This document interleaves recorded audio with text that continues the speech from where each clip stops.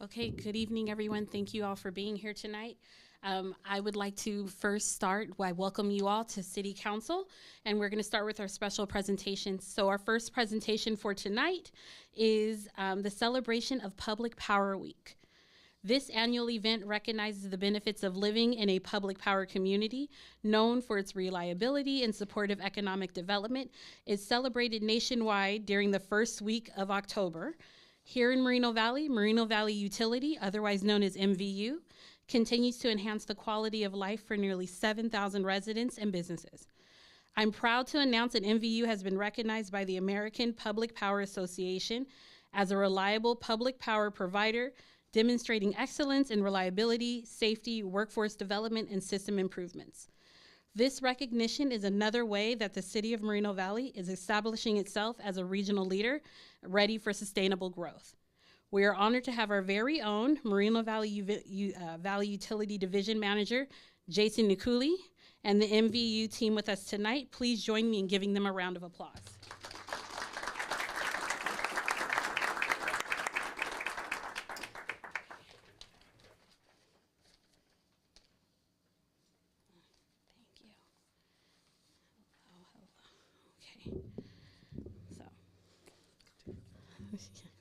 Jason, I and the City Council know how hard you and your team work to provide quality service to our community, often behind the scenes and discreetly.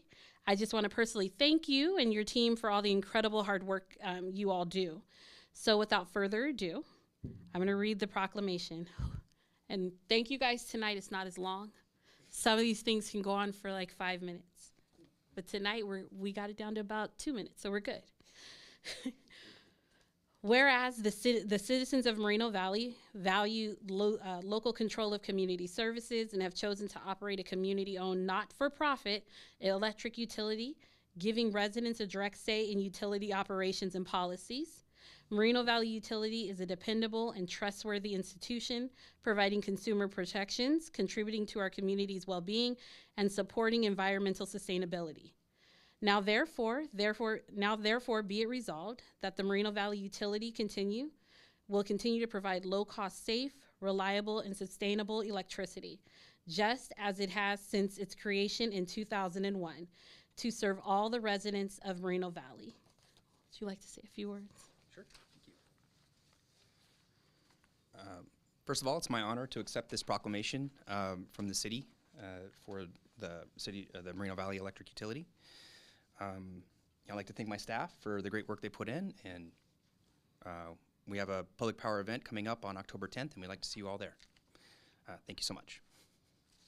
Thank you. And with that, I'm going to call up the rest of my council.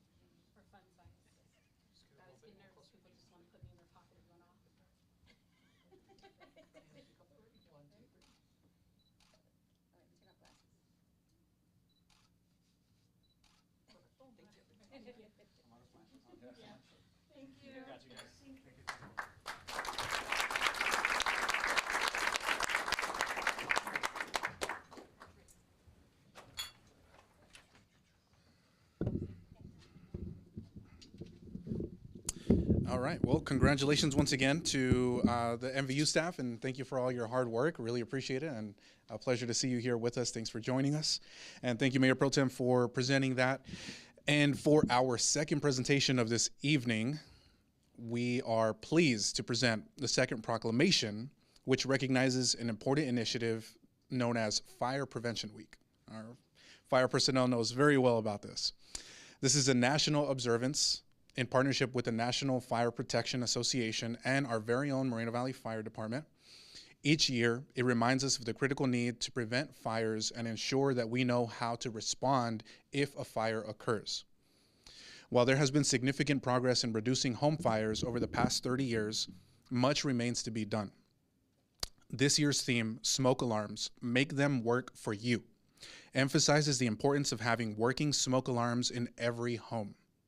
Testing and maintaining these alarms are simple yet vital steps that can greatly reduce the risk of injury or death from fires.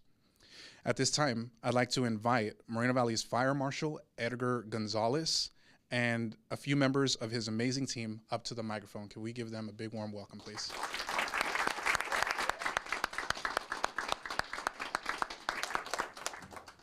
And Chief, if you want to come up here and join them, you're more than welcome to as well. Good to see you guys. Thanks for coming out. Thanks for all your hard work.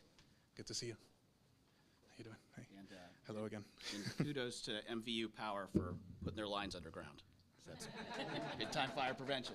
We like that. Amen to that.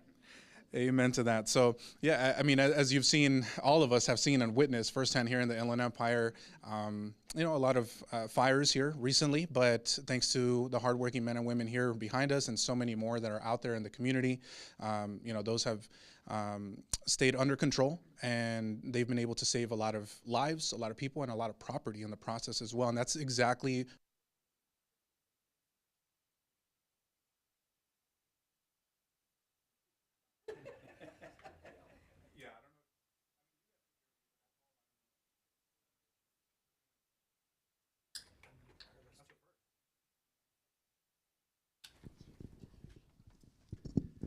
See, so we just saw an example of why it's so important to have functioning technology around at all times, and that is a perfect segue to talk about the SAFER program that has been going on for a few years now here in the city of Moreno Valley, and that is to ensure that there are working smoke alarms with working batteries in all of our homes, because one smoke alarm that isn't working could be the difference between, losing a home or losing a loved one. And that's the last thing that any of us want to see. So that is exactly what our fire personnel is working to address every single day. And so definitely we love to welcome Edgar and the fire prevention team along with the chief here this evening.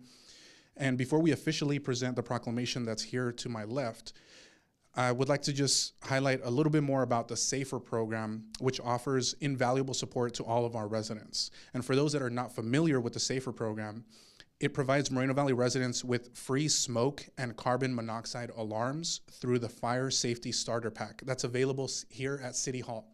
So anybody watching at home, any staff, if you need one, I'm sure hopefully you've already gotten one by now, but anybody at home, if you need a smoke alarm or carbon monoxide alarm, you can get one here at City Hall for free. And you can also get a rebate of up to $50 if you purchase those alarms yourself. So you can also get a rebate here at the City of Moreno Valley. For more details, please contact safer@moval.org, or you could call in to 951-413-3370. Again, that's 951-413-3370. Yes, it sounds like I'm pitching a commercial right now, but that's perfectly fine. And I want to read just a little bit about what's on the proclamation before I turn the mic over to Edgar and the chief. So the proclamation reads, whereas in 2022, home fires killed more than 2,700 people in the United States of America, according to the National Fire Protection Association. And whereas the city of Moreno Valley is committed to raising awareness about preventing fires and minimizing their impact on residents. And whereas the 2024 Fire Prevention Week theme, Smoke Alarms, Make Them Work for You, serves as a reminder of the importance of maintaining working smoke alarms in every home. And now, therefore, be it resolved that the mayor and city council of the city of Moreno Valley, on behalf of our citizens and staff, hereby proclaims October 6th through October 12th, 2024 as Fire Prevention Week throughout our community. And without further ado, I'd like to turn the floor over to Edgar to say a few words, please. All right. Good evening, everybody. My name is Edgar Gonzalez, and I am proud to serve as the city's fire marshal. We are honored to be here with you guys today to receive this year's Fire Prevention Week proclamation. At this time, we'd like to take the opportunity to educate the public on this year's initiative for Fire Prevention Week in accordance with the National Fire Protection Association, or NFPA, which, like our mayor mentioned, is Smoke Alarms, Make Them Work for You. At this very time, city constituents can take these 3 basic steps to make your home safer this Fire Prevention Week. The first is to install the smoke alarms and make sure that they're installed on every level of your house, outside of sleeping areas and inside of every bedroom. Once they're tested or once they're installed in accordance with the manufacturer specifications, the next step is to make sure that they're tested once every calendar month to make sure that they're in working order. And the last step of the initiative is to replace them once they go bad during the testing process or if they've exceeded their 10-year lifespan. By following these 3 basic steps, you can reduce fire deaths in your home by 54%. To support this initiative, like the mayor just mentioned, we have the SAFER program, the Smoke Alarm Fire Education Resources Program here at the city that allows city constituents with proof of residency that live in a single-family home to receive 1 free carbon and smoke alarm. If you guys would like to find out more information on how you can receive your free carbon and smoke alarm, please feel free to visit us here at Moreno Valley City Hall at the Fire Prevention Counselor. And with that, thank you very much for everything, and happy Fire Prevention Week.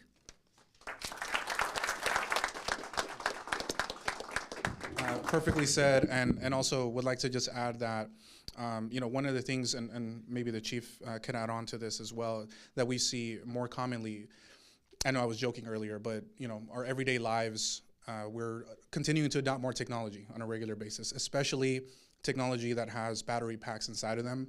And one of the things that we commonly see, unfortunately, are battery packs in garages, for example, or something that's plugged into a charger, like a scooter, for example, catching on fire in someone's garage. So, just some things to be aware of as our lives continue to evolve in that direction of being more tech heavy, being conscious of those type of things so that we could stay safe. So before I present the proclamation, want to double check with the chief. Would you like to share a few words? Absolutely. The mayor's spot on. Please don't leave things plugged in overnight. Don't leave anything that's got a heating element unattended. So don't leave toast in the toaster and go away. Don't leave your dryer running when you go away.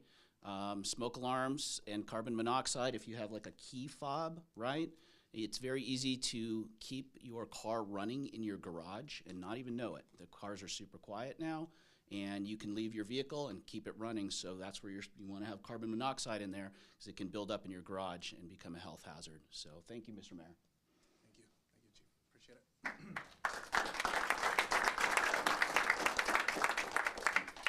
So on behalf of the City Council and the Mayor, I'd like to present this proclamation to, I think we'll go with Edgar for today on behalf of Fire Prevention Week.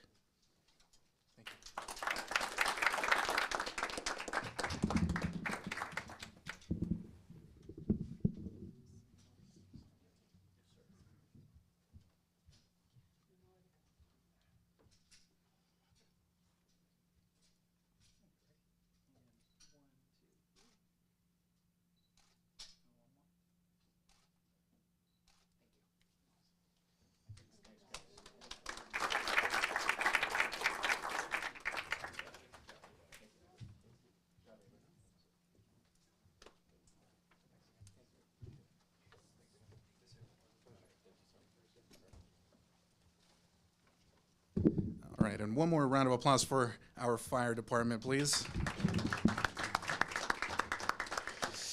And with that, we'll go ahead and conclude our special presentations for this evening, and we'll be back in about 14 minutes for our regular council meeting. Thank you.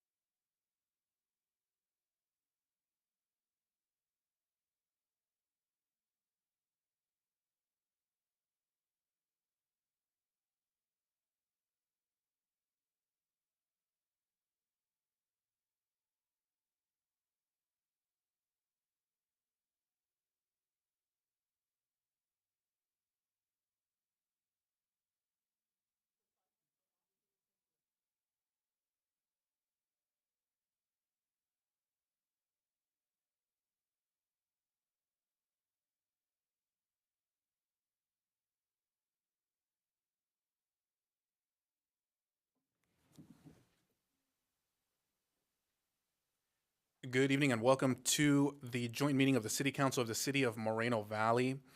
Thank you so much for everyone joining us here this evening in person and everyone watching at home. Appreciate you tuning in. The City Council receives a separate stipend from the Community Services District if any CSD business is conducted at this meeting. I would now call the meeting to order at 6:01 p.m. on October 1st, 2024. We will start with the Pledge of Allegiance. Would anyone like to volunteer? It looks like Councilmember Delgado will lead us in the Pledge of Allegiance, and please remain standing after the pledge for the invocation given by Pastor Anthony Louis Fox from True Vine Ministries. Please join me by placing your right hand over your heart. Ready? Begin. I pledge allegiance to the flag of the United States of America and to the republic for which it stands, one nation, God, indivisible, with liberty and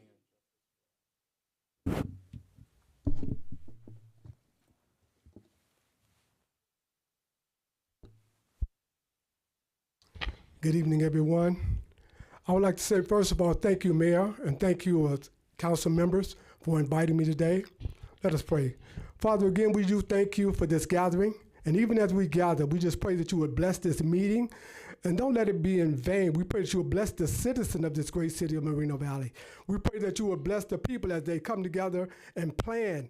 Let them be encouraged and let them be inspired. We pray that you would bless those that serve the city. We pray that you would bless the citizens of the city. And even in this meeting, let it be a clear vision that we can work together and come together and just make a success of this city. And we thank you in Jesus' name. Amen. Thank you very much, Pastor. And did I get that right? Is it Louis or Lewis? Lewis. Okay. So Pastor Anthony Louis Fox from True Vine Ministries. Thank you, sir. All right. Next up is item D. Madam Clerk, roll call, please. Thank you, Mayor. Councilmember Baca Santa Cruz, Here. Councilmember Delgado, Here. and Mayor Pro Tem Bernard, Here. and Mayor Cabrera. Here. Thank you, Madam Clerk. That brings us to E, motions to excuse. And seeing as we are all present, we'll go ahead and proceed to item F, staff introductions, please. Patty Rodriguez, Acting City Clerk. Paul Bradvica, Deputy City Clerk. Stephen Quintanilla, City Attorney. Mike Lee, City Manager. Brian Mohan, Assistant City Manager, Administration.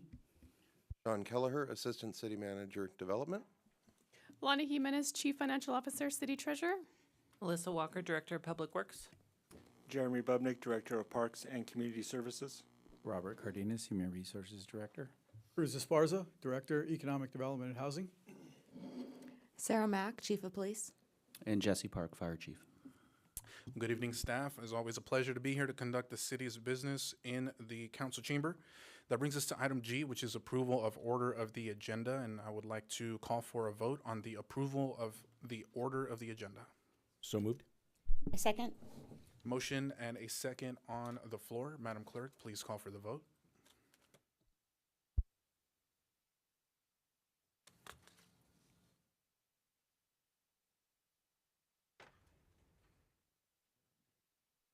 And that passes with 4 yeses.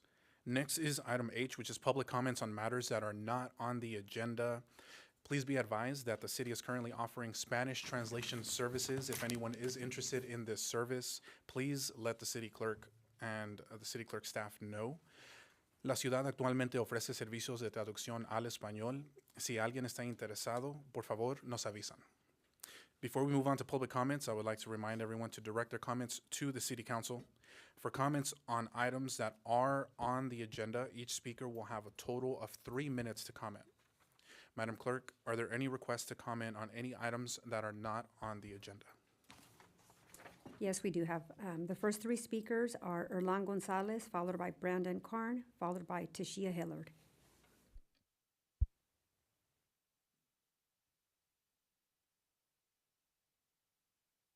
Good evening. Good evening, everyone. Just want to share a few things. My name is Erlan Gonzalez, or Erlan Gonzalez, as many of you know me.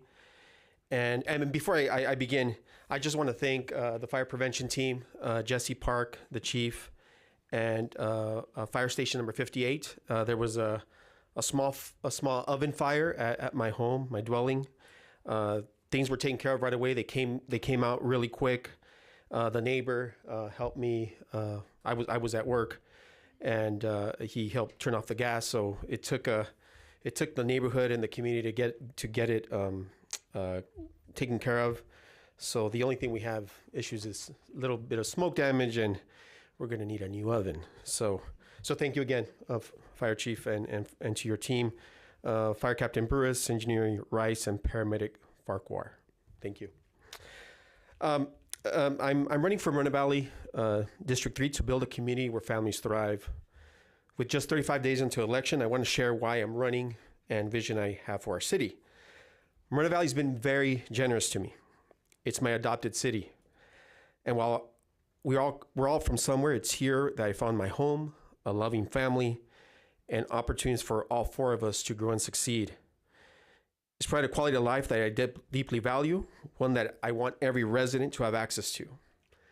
I want to ensure that future generations have the same opportunities, no matter their background, can benefit what this community has to offer.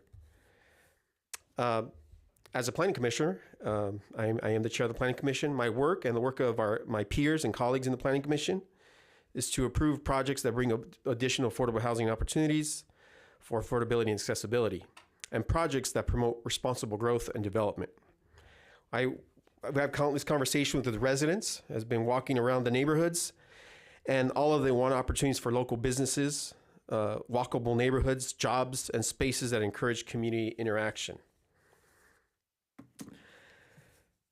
Responsible development, community development is where it's more accessible, enjoyable, and inclusive. That's why I'm committed to creating walkable districts that connect our neighborhoods to small businesses, parks, and schools, making it easier for families to enjoy what Moreno Valley has to offer. And together we can build civic spaces for cultural entertainment, local dining, and creating a stronger sense of community. In closing, as we approach Election Day, I ask for your support in bringing this vision to life. I want to give back to the community that has given so much to me and my family.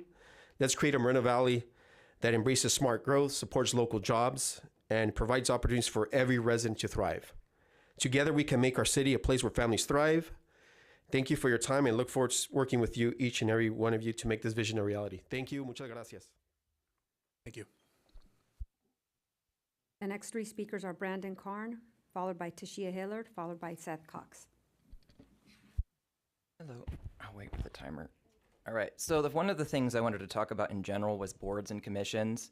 I'm not going to talk on the item agenda that's coming up, but I do support it because our boards and commissions, compared to a lot of cities in the region, I look at many of them, I look at Indio, I look at Ontario, I look at Riverside, San Bernardino, are really just kind of a mess. Some will meet regularly, like the Library Commission, Planning Commission. Then you have other ones, like Arts Commission, that hasn't met 6 months, I think, mainly because the volunteers are not motivated. You had the struggle with the Historic Preservation Board. They want to meet more, but they can't. You need to change some of the municipal code, and you need to get that chance. One of the agenda items coming up is the calendar for events. Now, I sent all of you an annotated, or most of you, an annotated version of that calendar because you can literally double the amount of events you have every weekend. I've suggested a number of things. Community murals, music festival, there's a whole thing you can look at. Well, the boards and commissions, unfortunately, are not really doing what they are intended to do. Some of the things I have asked over the last 3 years, particularly to the mayor, is to have the ability to have anyone participate via Zoom. You can do that in Indio. You can do that in San Bernardino. You can do that in Riverside. They might be taking it away, but many cities do it. And when they have projects, they literally get bids from people all over the world. And you can have people from Europe, Japan, whatever, talking. Why can't we do that? There are a lot of questions with some of the decisions that some of these boards and commissions have made, particularly the amounts of spending they have done. And we want to be able to see them live streamed, be able to participate via Zoom and get those questions answered.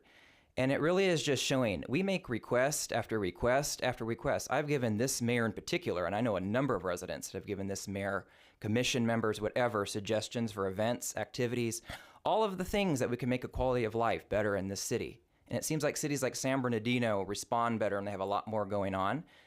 And they're ignored. They're forgotten. This city could be eventually transported by a much more active series of volunteers and commissioners and whatever. I've recommended people for them. It's a disaster. It really depends who you're looking at and which board and commission, but it's a lack of leadership. And like I said, the mayor promised me 2 years ago that he was going to change this and end what was going on, all the problems. It never happened. We could have had music festivals, poetry readings, workshops, all kinds of events. I listed probably about 25 different ones Moreno Valley could do. And the people that go up there, you guys applaud for these commissioners, they don't meet half the time and get anything done. And the city is just in disarray. We need someone with more experience and leadership, more maturity. We need a brand new mayor. And like I said, literally any other candidate, just start over Moreno Valley. We deserve better than this. The next three speakers are Tashia Hillard, followed by Seth Cox, followed by Fred Benuelos. Hi, good evening. Good evening, Mayor Cabrera, Mayor Pro Tem Bernard, and the City Council. My name is Dr. Tashia Hilliard, and I'm actually one of the library commissioners. As we all know, election season is upon us, and I'm here to announce that the Moreno Valley Public Library and the Library Commissions will host a voter education and awareness workshop. Mayor Pro Tem Bernard sparked this idea as she expressed that the Moreno Valley residents have a low voter turnout. And so what we're doing is actually having a voter education and awareness for our residents. The Riverside County Registrar of Voters will conduct a presentation. It will be held on Tuesday, October 15th at 5:30 p.m. at the library's main branch on Alessandro Boulevard. The workshop will also have a virtual option for those individuals that cannot attend. The workshop, will teach residents the importance of voting, how to register to vote, updating their voter records, checking voter status, as well as finding election information. A request for a press release have been sent by our library director, Maria. And so I'm encouraging all residents to please come out and learn the importance of voting, because your vote does matter. And so thank you for your time. Thank you. The next three speakers are Seth Cox, followed by Fred Benuelos, followed by Bob Palomares. For leftover time, I always run out of time. Hi, I'm Seth Cox, resident out in the unrepresented District 3. I've told you before, when I have something to thank everybody for, I'll come up here and thank them. So I'll start off with the thanks. Thanks to Edward Annette, Assistant Engineer, Public Works, City of Moreno Valley. They reacted to my comments 2 weeks ago about parking on Alessandro. Answered me via email, told me what they were going to do.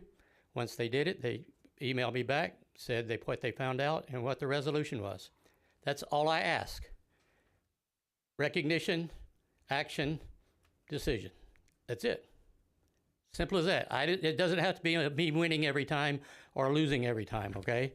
And I won't tell you which I did on this one, but if you go look, the signs aren't there anymore. The other one happens to be on the library. I was going to come up here and complain about the painting over the Moreno Valley Library letters when the mural went up. Looks like they just whitewashed the whole side of the building, painted over the letters, and it was like that for several weeks, for months. But I finally saw that they did scratch the white paint off. Now we know it's Moreno Valley Library again. So thanks whoever did that, staff. Then the not so much thanks, okay? I filed a online complaint about noise complaint on the D.R. Horton corner of Alessandro and Oliver. Trucks lining up prior to 6 o'clock in the morning, or actually before 5 o'clock in the morning, to stage equipment, stage whatever they're doing before they're supposed to start the work at 7 o'clock. I was going to let it slide. This is the response I got back. Work trucks are allowed to arrive early to work location. Oftentimes they are traveling from far and allow themselves extra time in case of traffic, as long as they are not starting any work until 7 a.m. I'd like to know where that's in the municipal code. They can just come and park and leave their trucks running for hours. And lo and behold, at 3:55 a.m. this morning, the first air brake came on the corner of Alessandro and Oliver. Trucks pulled in there, started unloading equipment, chains rattling, equipment being backed off trucks with the beepers going off. Now, I could see them getting there a half hour early, maybe an hour early, but 3:55 in the morning, it's not going to work, people. Plus, they dug up our driveway. There's been a culvert under the road, the little dirt road of Oliver, for 30-something years. Yes, it's been caved in. Yes, the water ran over it, but we maintain that road. When I say we, the residents of that dirt road has maintained it for 30-plus years. One neighbor for 40-plus years. The city comes along and then they rip it up, they take the culvert out, they put some asphalt over it, flat, and leave a gully for us to drive out of. Thank you, Mr. Cox. Staff will definitely make sure to follow up with you on those inquiries. Thank you for letting us know. The next three speakers are Fred Benuelos, followed by Bob Palomares, followed by Christopher Baca. Hello, everyone. I would like to know how you're going to vote on some things that are coming up, and also the candidates that are running for council, how they're going to vote. One of the things is Prop 36. I'm going to vote yes on it for safer communities. Prop 36 strengthens the penalties and accountability for serial retail theft and smash and grabs. Prop 36 cracks down on the fentanyl crisis by increasing penalties for traffickers. And Prop 36 prioritizes mental health and drug treatment. I understand that Elisa Lopez is a no on 36. The other thing that I'd like to bring up is the Measure U, the sales tax increase. I mean, I'm totally for law enforcement, fire department, but the problem that we have is the state takeaways. That's why it was brought up by the city. And the problem is the state takeaways. The problem is the supermajority that doesn't consider Moreno Valley first. And I pay enough taxes to cover all these things, so that's why I'm against it. We're going, I talked about this before. It's hard to live in California with all the taxes that we pay, and we pay enough. It's just, the problem is the state takeaways. They take it away from us. And we've been doing fine the last couple of years, even though it was approved a couple of years with public safety. I'm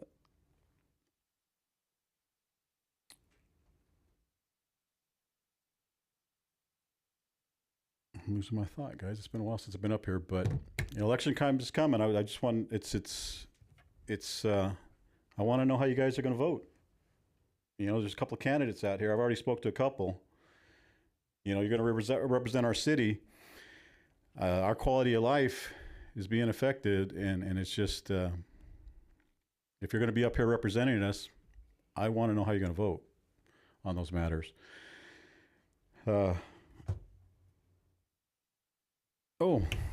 Fire department. I talked about an issue before in the past, and I understand that there are some things that were done to correct those issues. I appreciate those things. And then the other thing is I'm voting for Ron Edwards for Assembly District 60. All right, thank you. The next three speakers are Bob Palomares, followed by Christopher Baca, followed by Sean Fortine.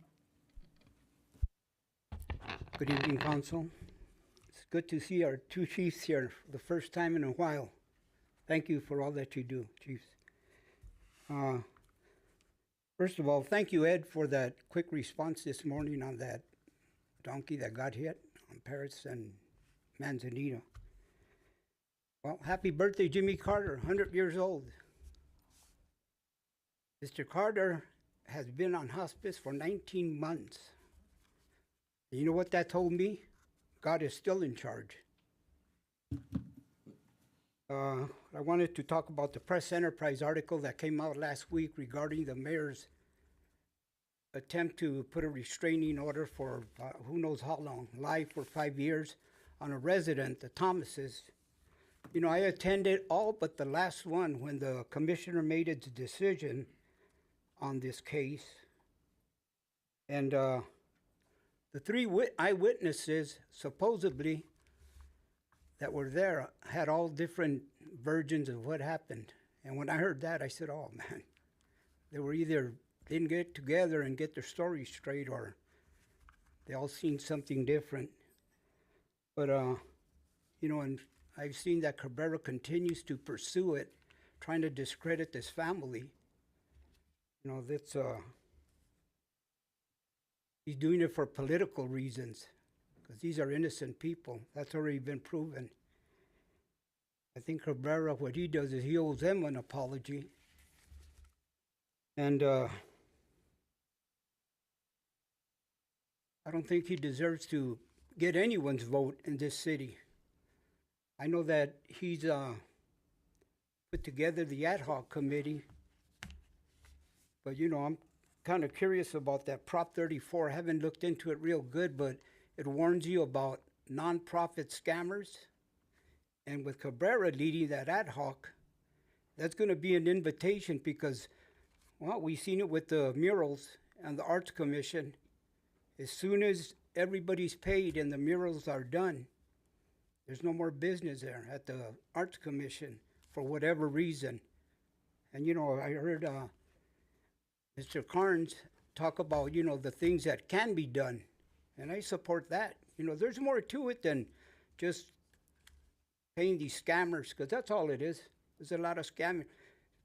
Since 2019, billions of dollars have been wasted on the homeless, and nothing has improved. I mean, very little, so we know it's a scam. Somebody's getting rich. So, thank you. The next two speakers are Christopher Baca, followed by Sean 14.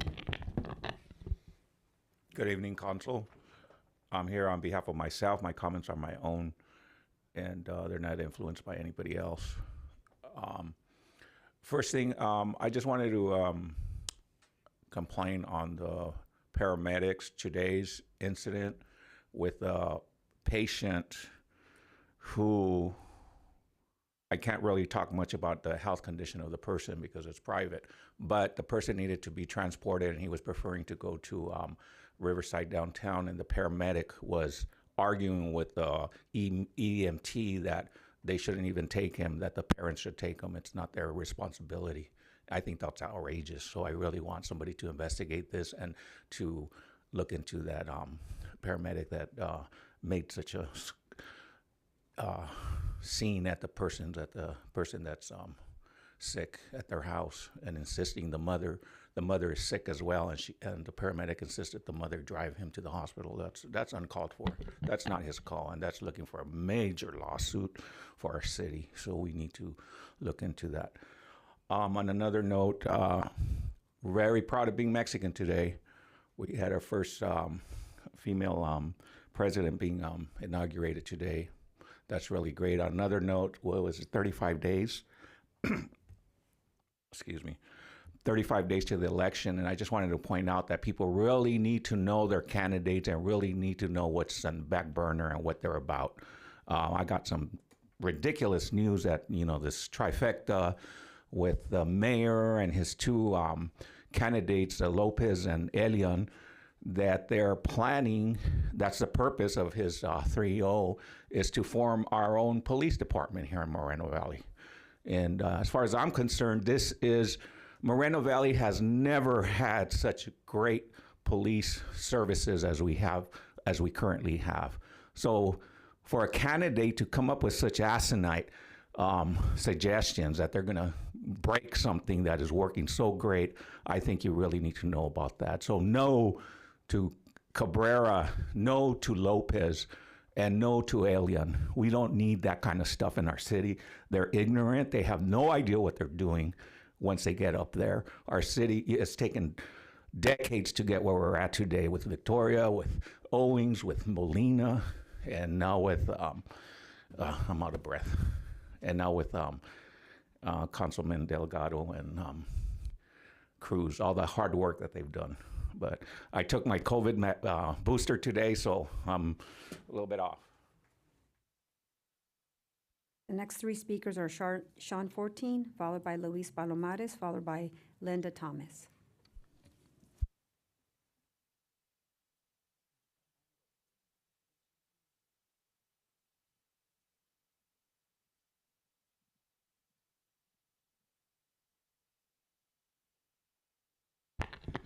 Hi, I'm Sean 14. I want to discuss two things that are tangentially related to the city that have been in the news. The first, I'll have to tie this into why, but with the escalation in the Middle East, personally, I'm going to take a not just America first, but America only stance on that, and I hope the city will too. The reason I bring this up is that if things continue to escalate, there's a chance that the activists will come out of the woodwork again. And it was about close to a year ago, the city of Riverside had a big hearing about a possible resolution, and it was a pretty good analogy for the Middle East, is that both sides had a really heated conflict, and at the end of it, it turned out to be a stalemate. So, I mean, by all means, if there's an issue related to foreign policy that has a directly identifiable impact on the community, then by all means address it. But otherwise, I hope the city stays with the city business. And there are numerous topics that are really heated that the city could spend that same amount of time discussing that might actually have some impact here. The other is the longshoreman strike. I'm not going to get into the whole wages debate, because at the current rate, with the technology, that eventually their wages are going to be zero if it keeps getting automated. And I bring that up because the city of Moreno Valley has based its whole economy on a similar set of logistics and technology as what the longshoremen do. And if the city does not intervene, and the city has done a very poor job, especially the city council, well, not all of you personally, but the offices you hold, they have done a very negligent job of preventing automation from taking over. And if without intervention, the city will have a economy that's basically all robots for robots. Thank you. The next two speakers are Luis Palomares, followed by Linda Thomas.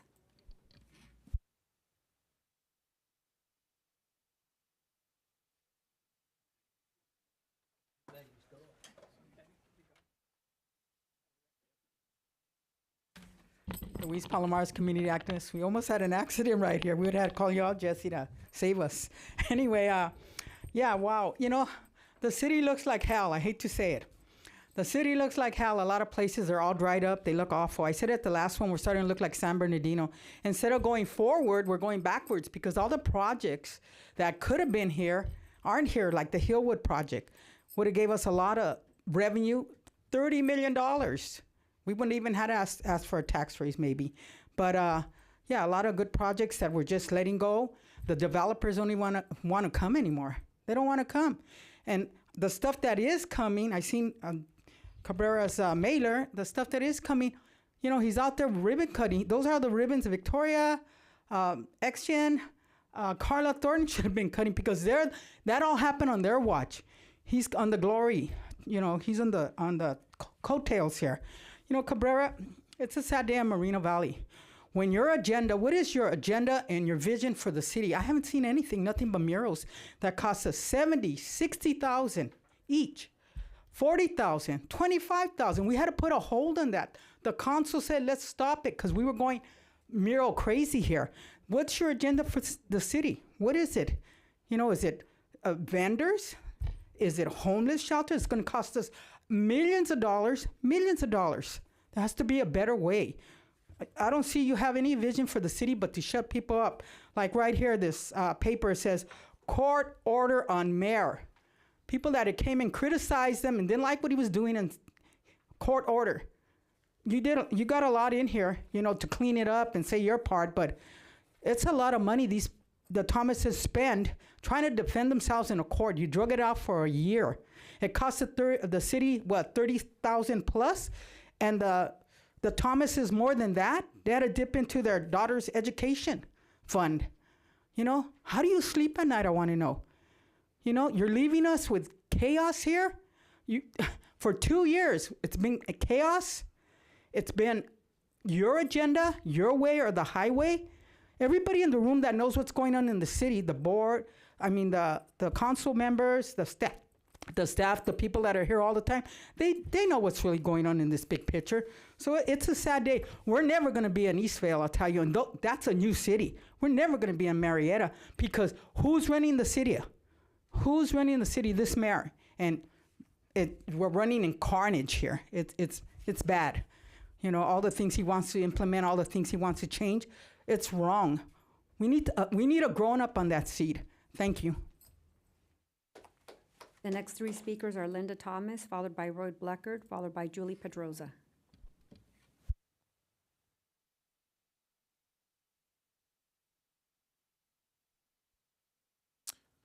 The next speaker might not be here, so if they are here, we'll make sure to come back to them at the end. But next on the list is Mr. Bleckert.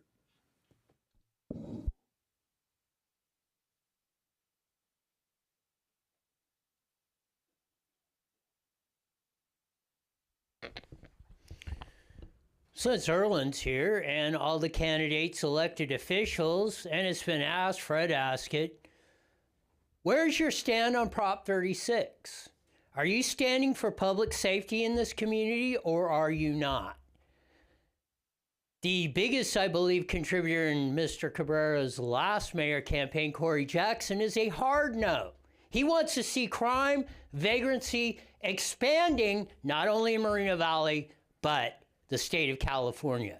We need to fix the screw up of Kamala Harris from 2014 that unleashed this on ours and the whole state of California's community. Stand up. There should be a resolution, should be proffered by this council of where you stand. You should each individually make a stand on that.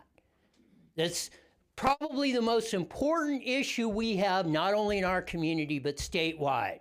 Stand up and be counted.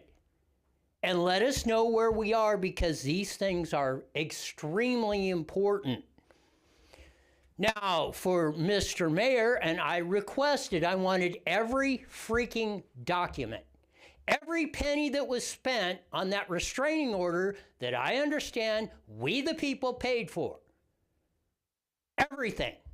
Accounting, everything, documentation, court records, everything. We want to know why this thing went a year. It got thrown out of court. And I hear, my read in the Press Enterprise, the mayor is whining about, oh, I was this and that and that. Well, the court did not agree with you profusely. So, after 7 years, buddy, come into the studio, come into my playground and explain it. That you have refused to do and promised many times to do. You and your cohorts keep running. Goes to Erland, Corey Jackson, or anything else. All of you. You're invited to come in my playground and let's have a discussion. If anything I'm saying, or you want to say any misinformation or anything, I'm giving you the forum to prove me wrong. Let's get after it. All across the board. You have failed at putting under oath when we had the October surprise, when they illegally appointed LaDonna Jemison. This is why, as Luis Palomero said, we will never be a Murrieta or an Eastvale or anything. Because we fail to act. We fail to practice transparency. We fail to act in the interest. Where do you stand on the sales tax? Where do you stand on the MBUSD school bond? Put it on the record so we can make a judgment in these very important upcoming elections. The next three speakers are Linda Thomas, followed by Julie Pedroza, followed by Benjamin Schuler.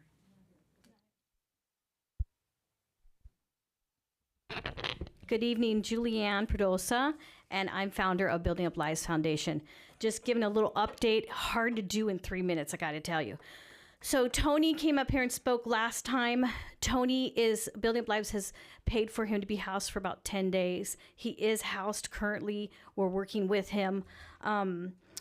We are finding more and more and more homeless that are living in hotels, living in cars, by far more than the streets here. And that is definitely alert and alarming us, because there's a lot of children that are unhoused right now and living in. I got one woman escaping domestic violence, and she's got 6 babies in a hotel. That's hard. That's hard. And the school district doesn't always work with you. I know they say they do all this with homeless. I'm on the ground, and Philip can verify that himself. So we got to work together, and I haven't really had enough people to be able to step up to the plate and say, hey, let me introduce you to this person who works there. Because I've been on the ground. I'm not talking to all you guys here in leadership, because I'm really on the ground with the people. So add to that, that's a alarm for me. I'm letting you know you're going to see a lot more on the streets, because I'm seeing it. It's like an avalanche is coming. So, and the people are losing their housing because of COVID. Housing is coming up where, you know, they got to pay their rent. IHP is pretty much the only place that's paying. There is no vouchers. There is no funding right now. And I'm hearing not till January. So I don't know where that's all going, doing the best we can. Few rentals, period, whether they qualify for it or even make that amount of money to get into a rental is a different story too. So plus we're dealing with mental health. Put that to the side. Suicide awareness, we want to bring that out to our city. I want to start doing that every year, largely in our city, because we just don't hear it. Second, Building Up Lives has been offered mobile showers. Unit it's a bus. It has been built. It's finishing its last whatever needs to be done. And I did send an email out to everyone, staff and city council, on their views. I also went to the public. The public is like 85% on board for public for showers. Do want your input, because it's a collaborative to help the community. Many people that have jobs that are homeless, they need the showers. And many people on public forums stated, I'm not homeless anymore because of showers in this city and that city. So I do think it would be a great thing. I want your input though.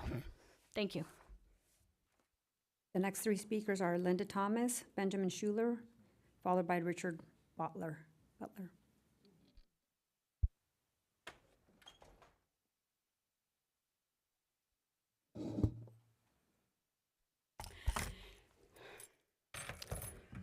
Good evening. My name is Linda Thomas. On Saturday, the Press Enterprise published an article updating the status of the restraining order and the felony charge that the mayor pursued against my husband using city funds accounting to nearly $33,000. Regrettably, the mayor continues to make false statements about my husband. He claims that he and his family were granted the restraining order for 12 months due to stalking, harassment, and unwanted physical violence he experienced from my husband, Elmer Thomas, in his capacity as mayor. That's all false. As these allegations are false, if his claims had merit, why did the city attorney not pursue the felony charge? Why did the sheriff not act on his accusations? The reality is that the only instance of intimidation and aggressive tactics have come from the mayor, Cabrera, his wife, and some of his supporters. I'm sorry, I'm sick, but I had to be here. It appears that his goal is to silence his critics and advance in his political career by leveraging the accomplishments of I'm sorry.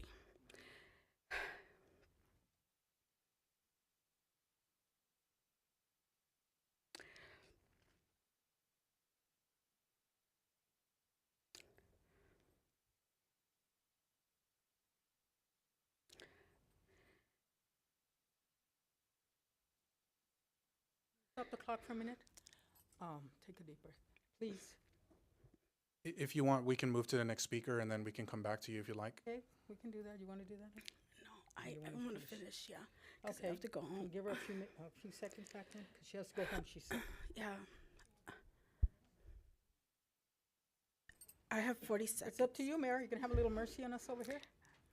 We're giving her some time. Okay, thank you. But if she would want some more time, we can come back to her as well. We could keep the 40 seconds and then let the other two speakers come up if they want. Oh, thank you.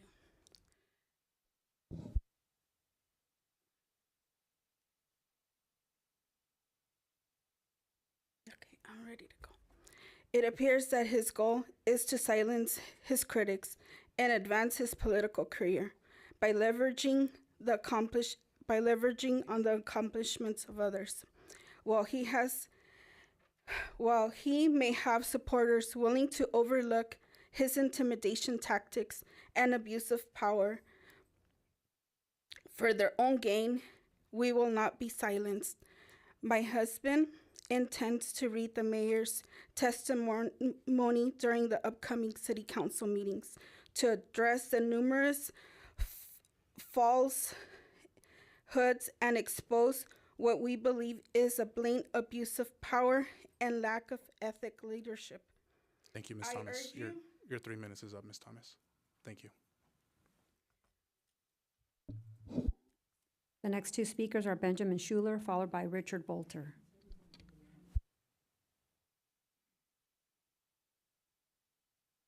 Good evening, Mayor. Good evening, City Council and members.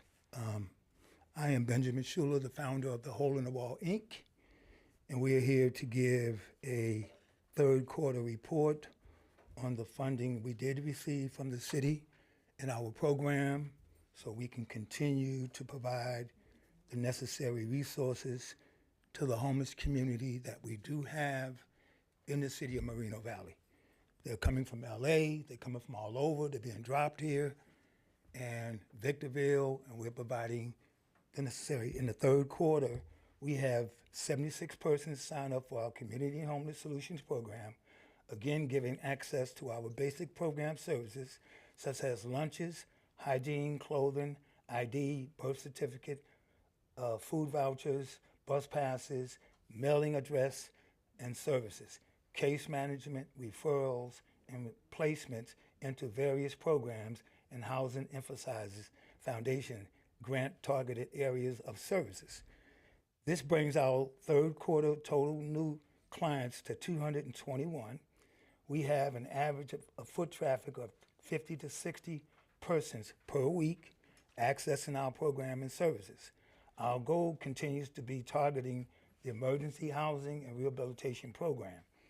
Our third quarter financials have given us the ability to see a baseline average quarterly operating cost of about $10,000. We attribute these numbers continuing growth in clientele services, rendered housing, referrals, and placement services therein, directly to the funds allocated to us by the foundation grant monies provided. Many referrals continue to come from 211, DPSS, and other continued partnerships, positive words of mouth throughout the community. In our third quarter, we have been increasing our efforts and putting emphasis on our partnerships with other active community outreach organizations, such as Path of Life, Salvation Army, Riverside Mental Health, Mobile Crisis Care Team. We have found that we work with many of the same clienteles and that together, through our collaboration, have been creating a more effective wraparound service for these clienteles. So once again, I want to thank the city for trusting us, allowing us to utilize city funds to continue operating our program. We do know the end game is a shelter. We don't want to see a shelter, but the homeless are constantly coming into our city, and we have to have an end game and a plan. So we're looking to be a part of that plan.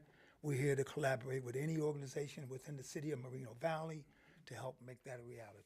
Thank you for your time. Thank you. And the last speaker is Richard Bolter.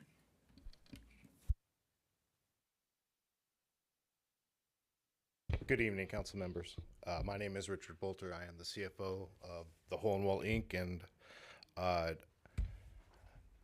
You know, I like the way it sounds, Brother Benjamin, when you say that you spread out $3,300 a month.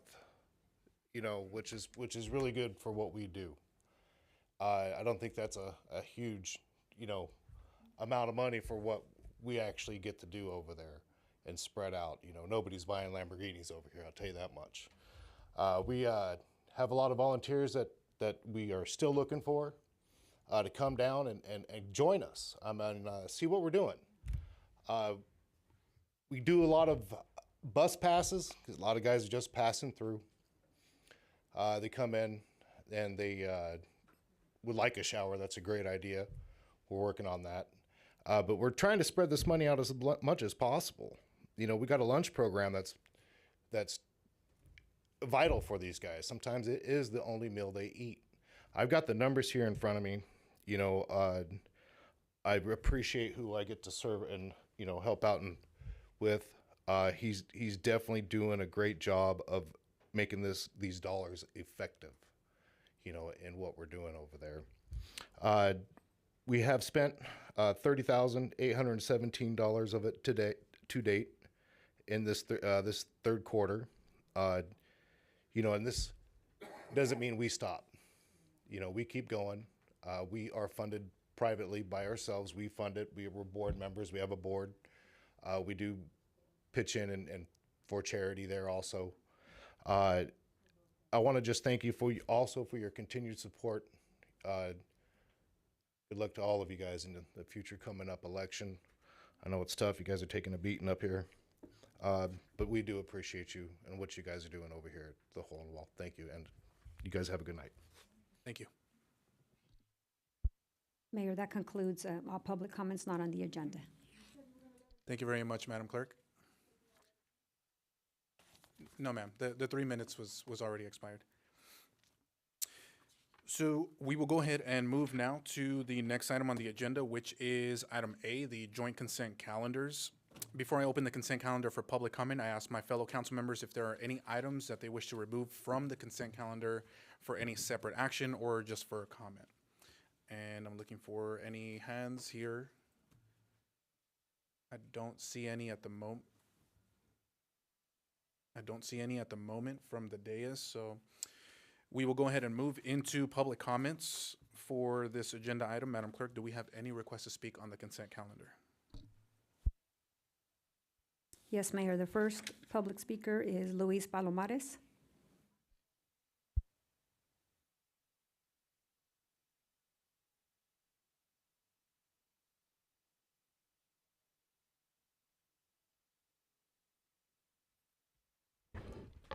Luis Palomares, community activist. So I'm here to talk about the park that's going to be coming in with the new housing that's coming in.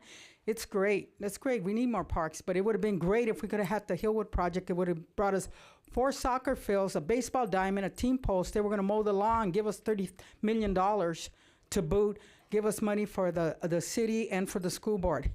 That would have been a great project, but it was voted down because Cabrera's people didn't want it on the East End, so, you know, he has to please those people. You know, his base.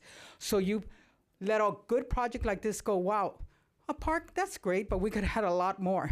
And it's a sad day in Moreno Valley when you can't, we don't even have nothing coming in the Planning Commission. How many meetings have been canceled? Several meetings because there's no plans, because everything that comes here, it's no go. So I don't think you're doing a good job here at all, Mayor. You got to change it up. If you're going to be here another 2 years, do something right for the people. Bring the jobs. Bring the revenue to the community. Not just, well, more parks. We need more parks, but we could have had a lot of things going on over there with Hillwood, but you blew that project away. It's a sad day that had to happen. Thank you. Mayor, that concludes all public comments on items on the consent calendar. Thank you very much, Madam Clerk. We will now move into any deliberation, if desired, from the council before we entertain a motion. And I actually did have a quick question for item I-10. It's an award of a contract. I was just curious, I believe that's for a traffic signal or some kind of intersection upgrade. Can staff share which particular intersection or where that funding is going to go? So that funding is, it's part of the grant that we've gotten from HSIP. It is approximately 50 intersections, so I don't have the list of all those intersections, but yes, it is including doing the replacement of traffic signal head enclosures and the LED lights, but it's about 50 different intersections, so. Thank you so much, Melissa. Appreciate you clarifying that. That's good news. Any other comments from the dais? Any questions from the council for staff? All right, at this time, I'll entertain a motion from the city council. So moved. Second. All right, motion and a second on the floor. Madam Clerk, please call for the vote.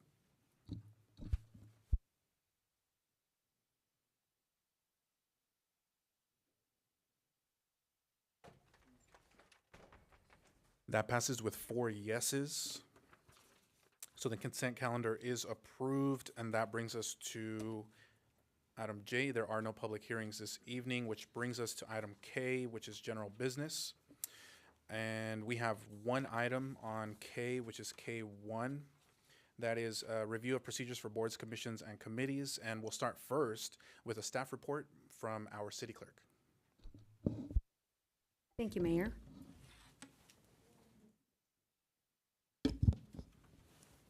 So here before you is a PowerPoint presentation on my staff report on boards, commissions, and committees. The 2 focus points will be the Municipal Code Section 2.06, followed by the Legislative Policy 1.1010.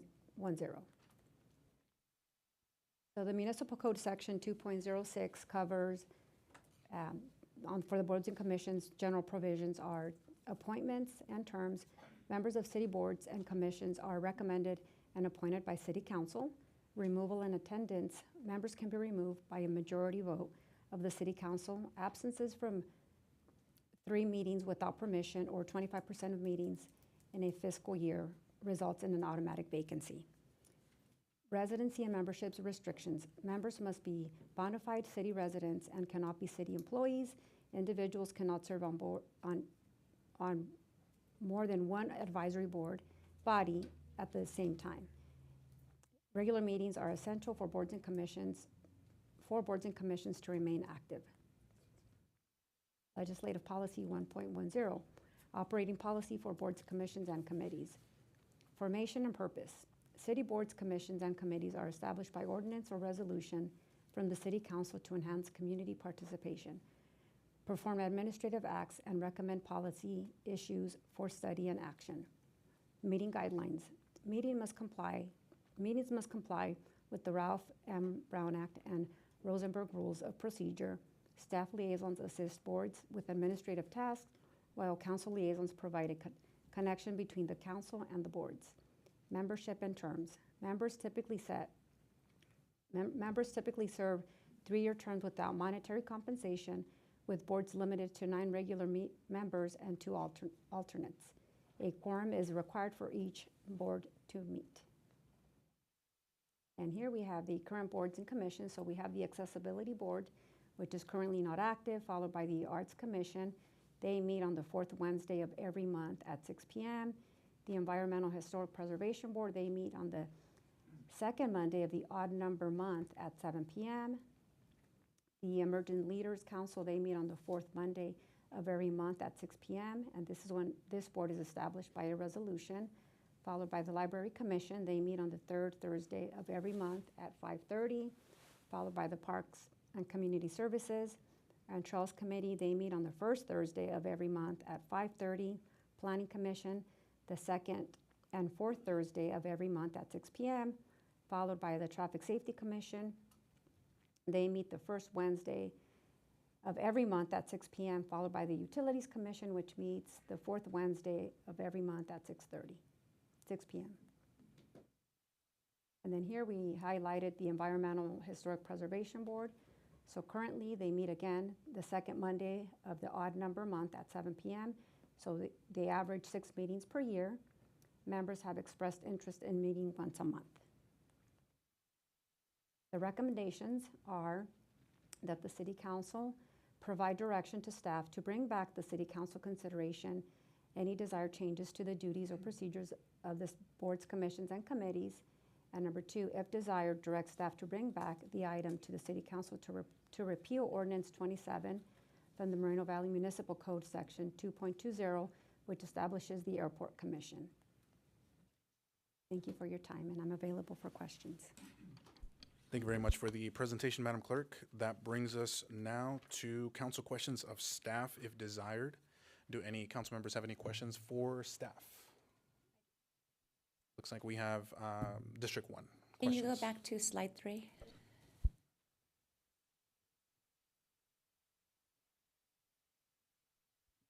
What, 3, slide 3, that's 6 at the bottom. 5, 4. It says removal of attendance. Members can be removed by a majority vote.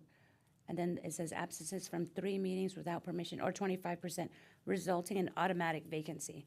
I know that, like for instance, the environmental one that I sit on, they only meet 6 times a year, so 25% would be 1.5 meetings. So I know some people have missed 2 meetings.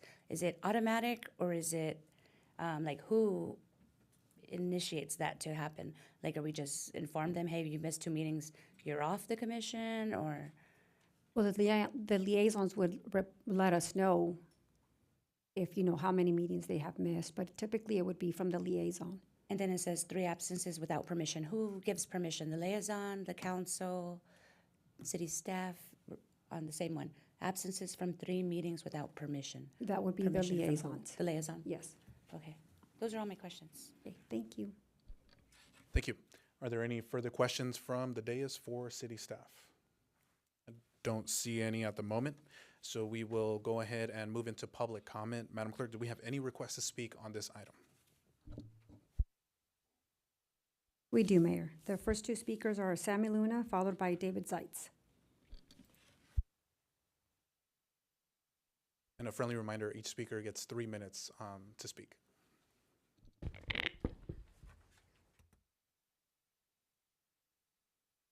Good evening, Honorable Mayor, council members, city staff, community. My name is Sammy Luna, and I am a board member on the Environmental, Historic, and Preservation Board.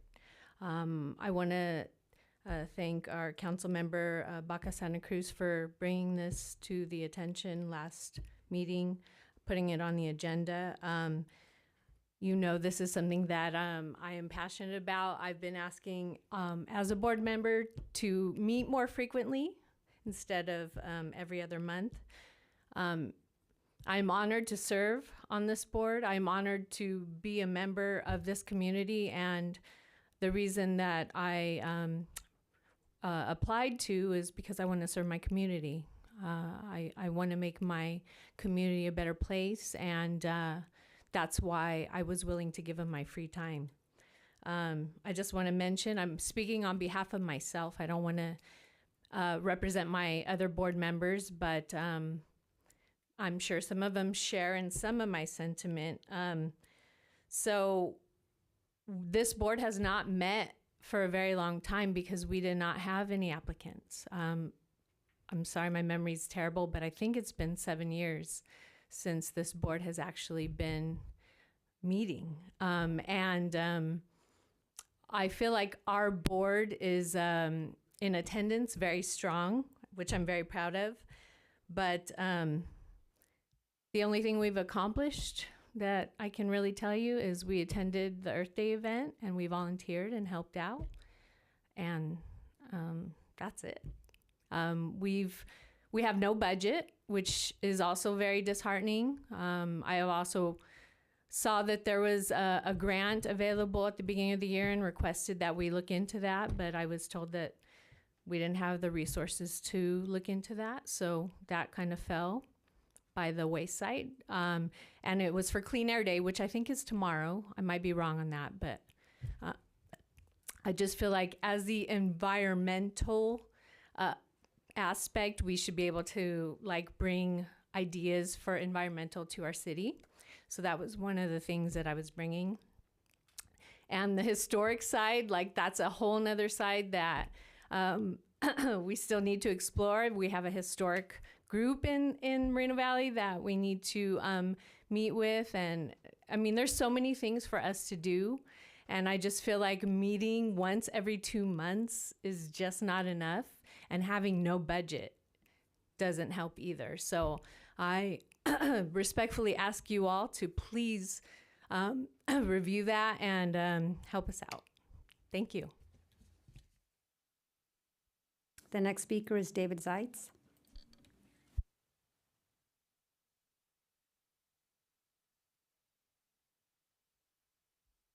Good evening. My name is David Zeitz. I am on the Planning Commission. I just needed a little clarification under the Chapter 2.06, item A.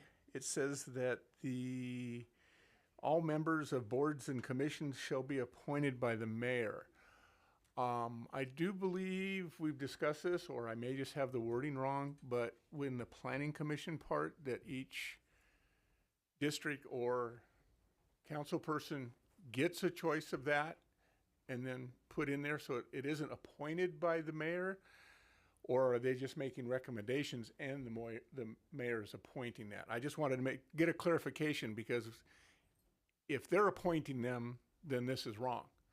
But if it is just a recommendation and then he appoints them, then it's correct. I just wanted to get a clarification on that. Mr. Mayor? Thank you. We'll make sure that staff clarifies that. Oh, I can clarify that now. Oh, yeah, go right You're ahead. correct in your last Hey, David. assessment, Mr. Zeitz. The city council makes recommendations and the mayor does the appointments.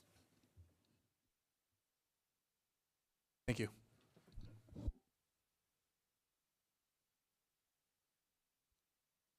The next two speakers are Stan Yombo and followed by Bob Palomares. Oh, this is Bob, not Stan, but I'll stand by. No, go ahead, Bob.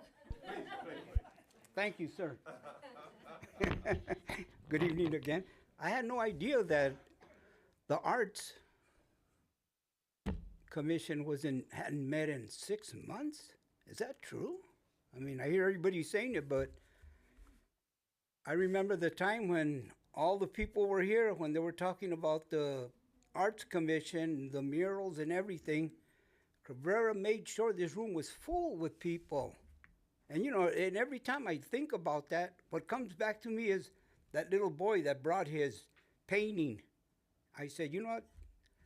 I may not agree with the mayor on a whole lot of things, but when he's bringing the community in here to get involved, I'm for that. But then I find out that he was just scamming the people. And that's the truth. He brought, you know, Jeremy came up here, or not up here, but he had made the statement that the way they were going to pick the people to do paint, or whoever was going to get the funds, they had no idea what the price would be or how much money was going to be involved. They didn't know their names. They were going to go by what was displayed to the Arts Commission. That's how they were going to pick the people. Well, if you get 10 kids from a high school or junior high or elementary school to submit their paintings or their artwork, and then you get 3 professionals, who do you think is going to get the job? So that was a scam to me. But to use a little boy, you know, that's shameful. You know, that pisses me off. You know, don't do that. You're a lowdown. Thank you. The next speaker is Stan Yombo, followed by Gabriela, followed by Dr. Mary McBean. Good evening. How are you guys? You can say you're doing good. Come on, it's a beautiful day. Good evening, Mayor. Good evening, City Council. My name is Stan Yombo. I go by the name Yombo. I'm the chairman of Historical Preservation and Environmental Board, and I'm the chairman. So I want to actually support what one of my board members just mentioned here. This board hasn't met for pretty much 7 years, 6, 7 years. And it looks like we have some great volunteer right now. People are willing to do some work for the city. But it looks like every time we meet, we hit the wall. Like we're not really doing our job, pretty much. Most of the time is about policies and what we can do. Actually, I would say mostly what we cannot do. That's what it feels like. We want to do something. We want to preserve the history of Moreno Valley, and we want to see something happening. That's why we're asking to meet more than once every 2 months.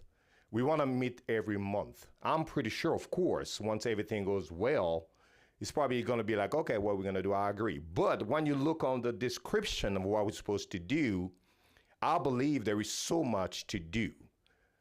The environment needs us to do something. The citizen of Moreno Valley wants us to preserve certain areas so people can come and visit, and Moreno Valley can benefit from it. So I believe we have a fantastic, every time there is a, am I done? Oh, it's 3. I thought it was 10 minutes. I have 3 more minutes. I can speak. How about that? Let's go. Let's keep going. I'm preaching. I don't know how much time you had left. I'm not sure, but it was like a minute and something. A minute and change. Okay, we'll go with that. Yes. So thank you. Yeah, everybody's probably, thank you for listening, actually. Nobody pay attention to the minute. So you're such a good speaker. Everybody's just listening to you. So thank you very much. So yeah, that's what I'm saying. So we have so much. Again, what I was trying to say is, by example, every time the Planning Commission meets, there is always a subject about environmental stuff, but we are not involved. Why is that? And these board needs funds.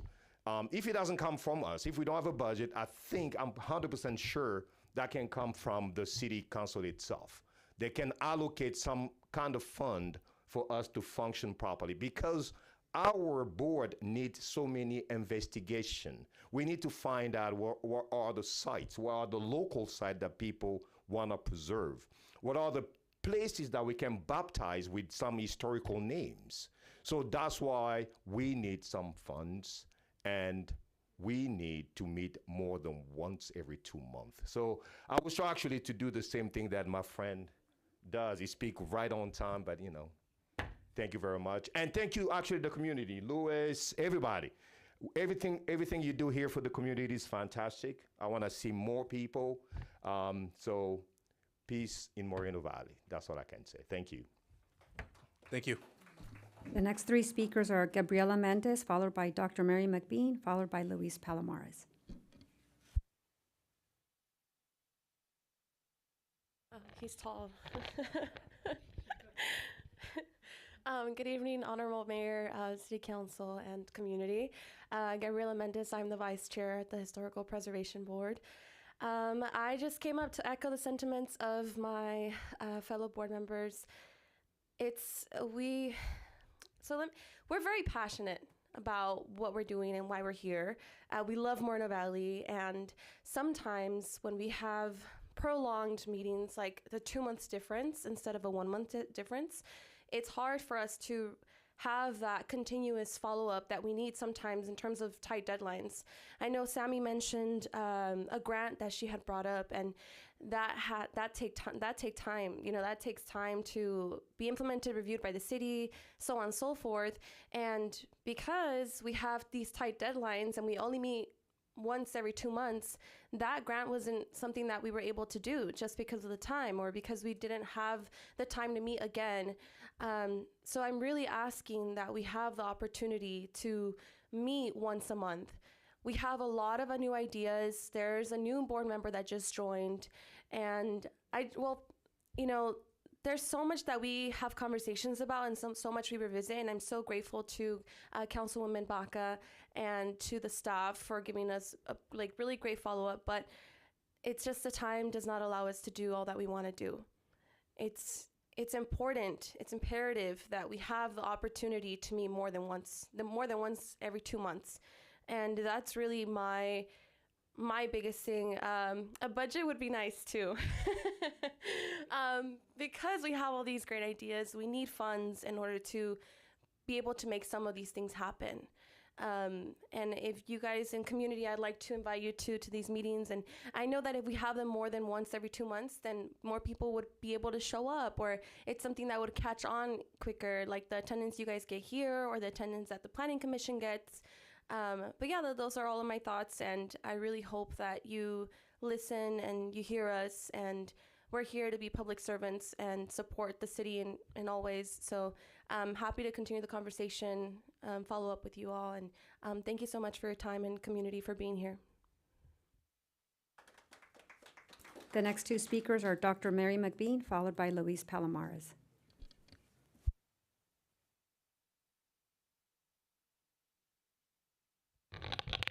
I'm short. Good evening, Mr. Mayor and council members. I'm Mary McBean. I'm also a member of the Preservation Board. I want to piggyback on K1. We meet every 2 months, but the way we're decided whether we stay on the board or we let go of the board is calculated, to me, seems it's the same rate that people that meet every month. So that's something I want us to revisit. I was sick, I had COVID, and I did miss 2 meetings. I called in and said, can I have an excused absence? But if we're only meeting every 2 months, our time off the board because we're ill should not be calculated at the same rate of the boards that meet every month. That's my thing. Thank you. The next speaker is Luis Palomares.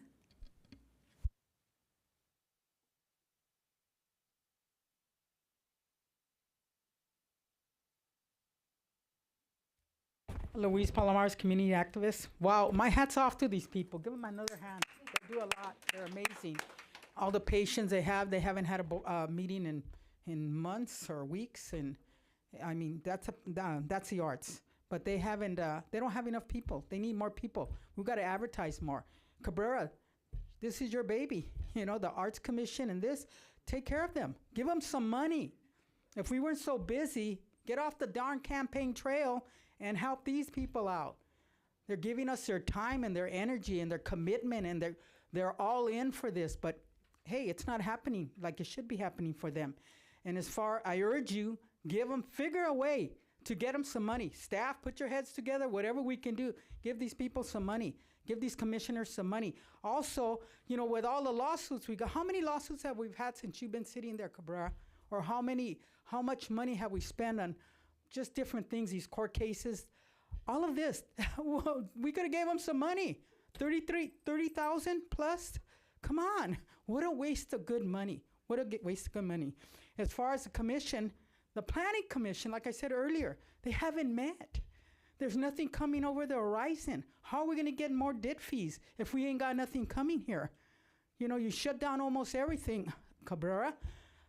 We're going backwards instead of forward. We need that money. We need those debt fees. We need that so we can give it to all of these other things that we need in the community. There's a great need in this community for jobs, revenue, all of that.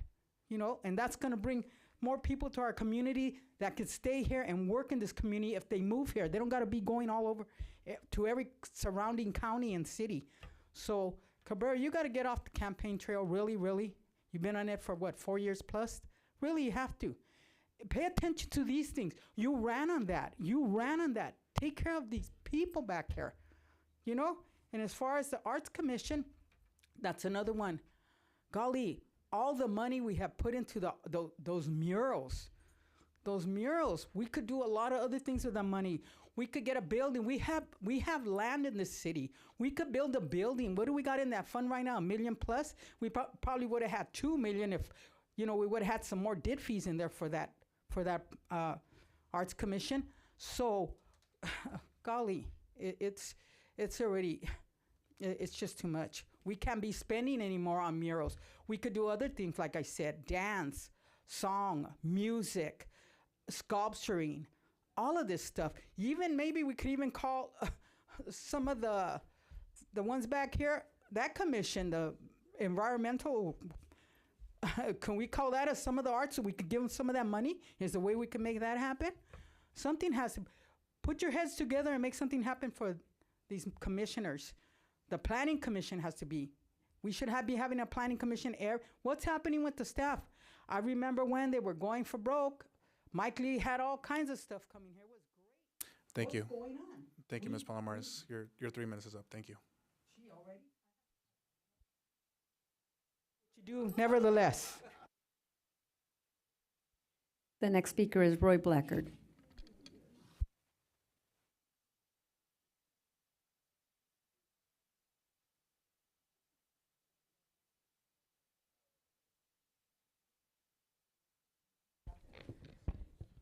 if I understood the city clerk correctly on her report, state law says these boards and commissions are to enhance community participation.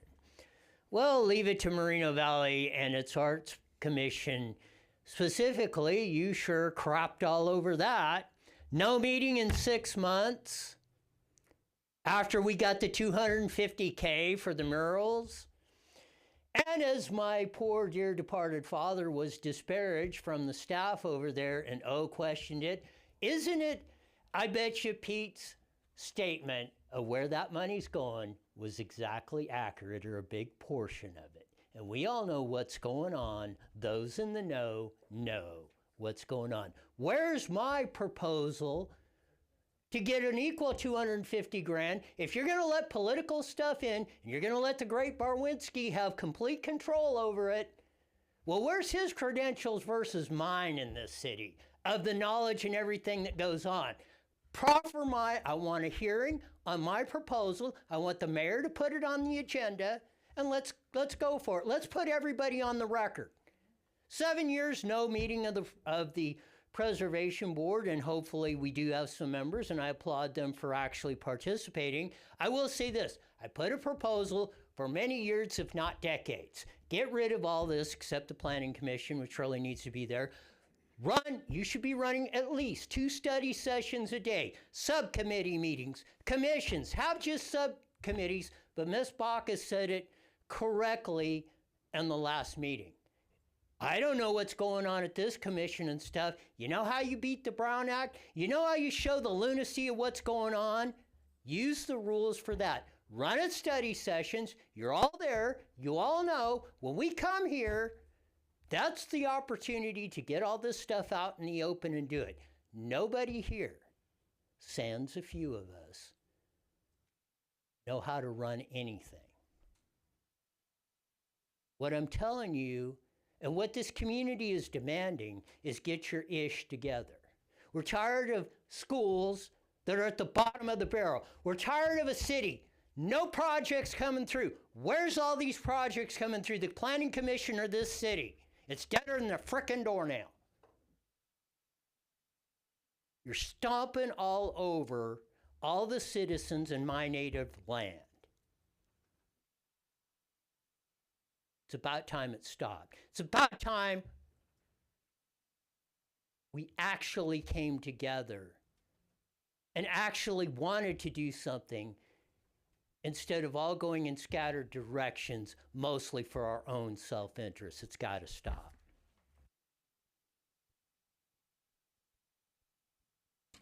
That concludes public comment. Thank you very much, Madam Clerk, and thank you to all of our public speakers who came out as well. That moves us into council deliberation, and I would like to get us started on this item. So just actually start with a little bit of looking back on how we got here today. So one of the main issues that didn't allow our boards and commissions to meet was the fact that we didn't have a quorum on many of those boards and commissions, unfortunately.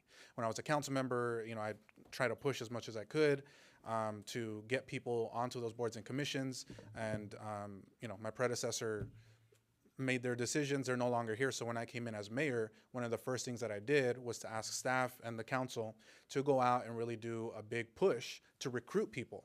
And as a result, we were able to get over 35 residents just within the past year and a half or so onto boards and commissions, which is huge. I mean, we still have more vacancies, but to get over 35 people appointed to boards and commissions is huge on its own. So I was really, really proud that we were able to do that together. But of course, there's still more work to do, right? And one of the things that we heard already is about how many times you're able to meet. And I know we've had this conversation before. I believe the commissions control that, but if the commission isn't meeting, then you can't take any action. You can't make those changes, right? The commission and the boards control the schedule, but that's also something that we could change on our side as a city council, right? So definitely, I think that that's something that needs to change and figure out how we get there, because some of these boards and commissions are made up of 7 members, and if there's no quorum, then obviously they can't meet. So maybe it's a matter of looking at how many members are on the board and maybe decreasing that number so that we can get to a quorum and you guys could actually meet. And then, another conversation is looking at some of those questions of compensation or stipends and things like that. So that's definitely another conversation that we need to have. I also want to just go back briefly. This was earlier this year, around the beginning of the year, when the council as a whole, I know some folks are pointing me out, and of course I'm the mayor, so I take the responsibility, but I don't do these things on my own. It takes a majority up here on the council. So, when some of you are pointing fingers at me, I'm one part of the city council as well. So the city council, actually all of us up on the dais, even when Councilmember Marquez was still here, decided to put pause on the art funding, on the art diff, and how we were going to spend that. And so my understanding is that because of that, the Arts Commission hasn't been meeting because there's no items for them to review or anything. And also, I just want to really touch on some of the claims that maybe one or two people are making that, the funding for the art diff was given to, friends and as a favor and all of that. All of us up here voted on those projects. It wasn't just me, it wasn't just staff, it wasn't just the commission. The Arts Commission and all of its members voted to recommend projects after reviewing them. Those recommendations came to the full council, and every single one of us up here voted to either approve or deny those projects that you're seeing all around the city. So it's not just a one-person show up here, it's a team effort, right? And all of us, again, decided to hit pause on that diff funding to figure out what the plan is gonna be moving forward. Do we fund a museum, right? Do we fund some other kind of public facility, new programs, art programs for the students? There's a number of things that funding can be spent on, and that's what we're figuring out right now. So the direction to staff earlier this year was for the council and staff to have those conversations about how do we spend art diff moving forward. And those conversations are happening right now. So also, I want to just mention that it's really unfortunate. One of the speakers mentioned something about a young kid who I actually know very well, Miguelito, over time. He got involved at the beginning when this art movement first started. And I just want to point out, because the claim was that I used him as, for pushing this agenda. That's just not true. On the contrary, at Generations Church, just last Sunday, they gave out awards. I was one of the recipients. Miguelito was another recipient, recognizing the work that he's doing in the community. And his dad called me a week before to ask me if I would be there personally to present the award to Miguelito. So any of those claims about using, anybody for political favors or anything like that, it's just not true. So, please, I really hope that you guys will stop saying that, because it's just not true, and that it's not true.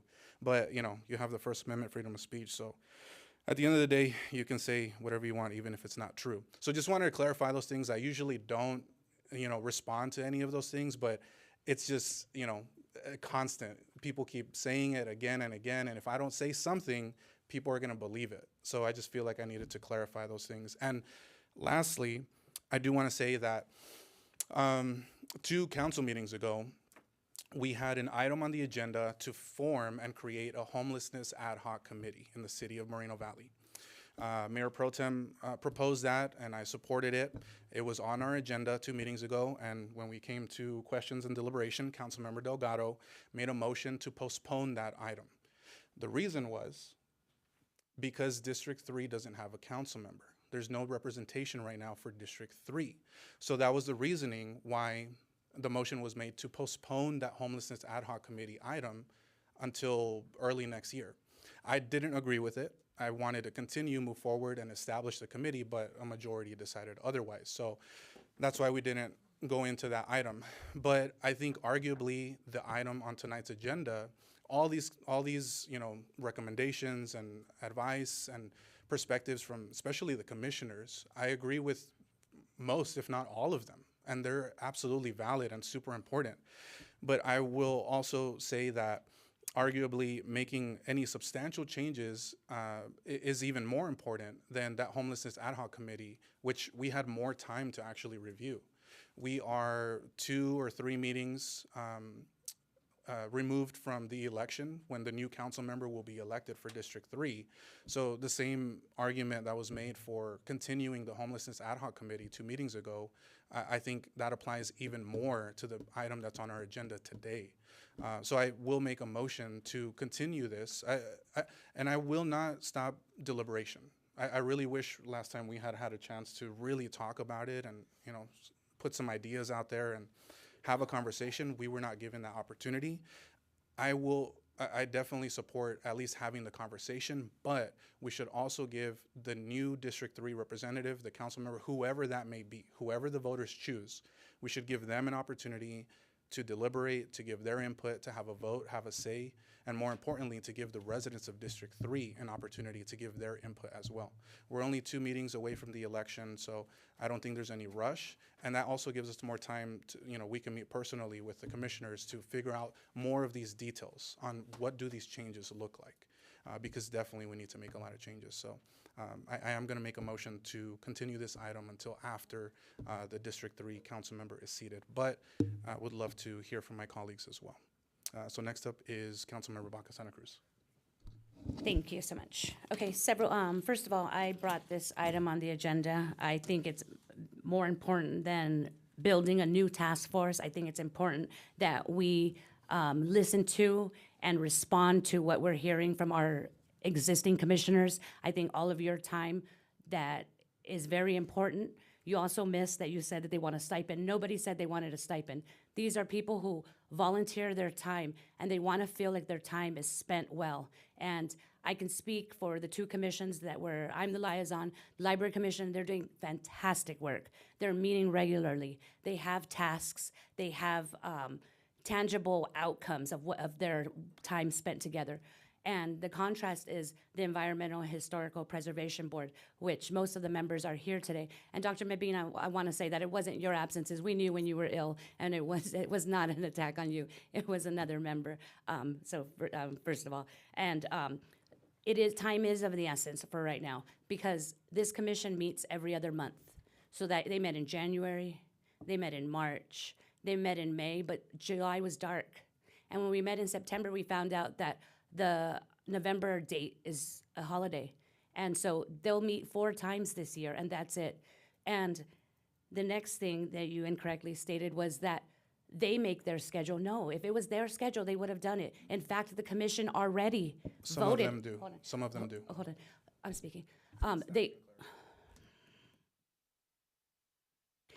They've already made an attempt to change their meeting dates. They drafted language that they were going to need to vote on before it comes back to us, and then we would. So there's a lot of meetings where we could take action. We could say, put it on agenda like we did last time, bring it forward today, and make action. So I think it's imperative that we review the schedule and for these. And then the other clarification is, I know some of us were saying that the board hadn't been meeting in 7 years. That was prior to this year.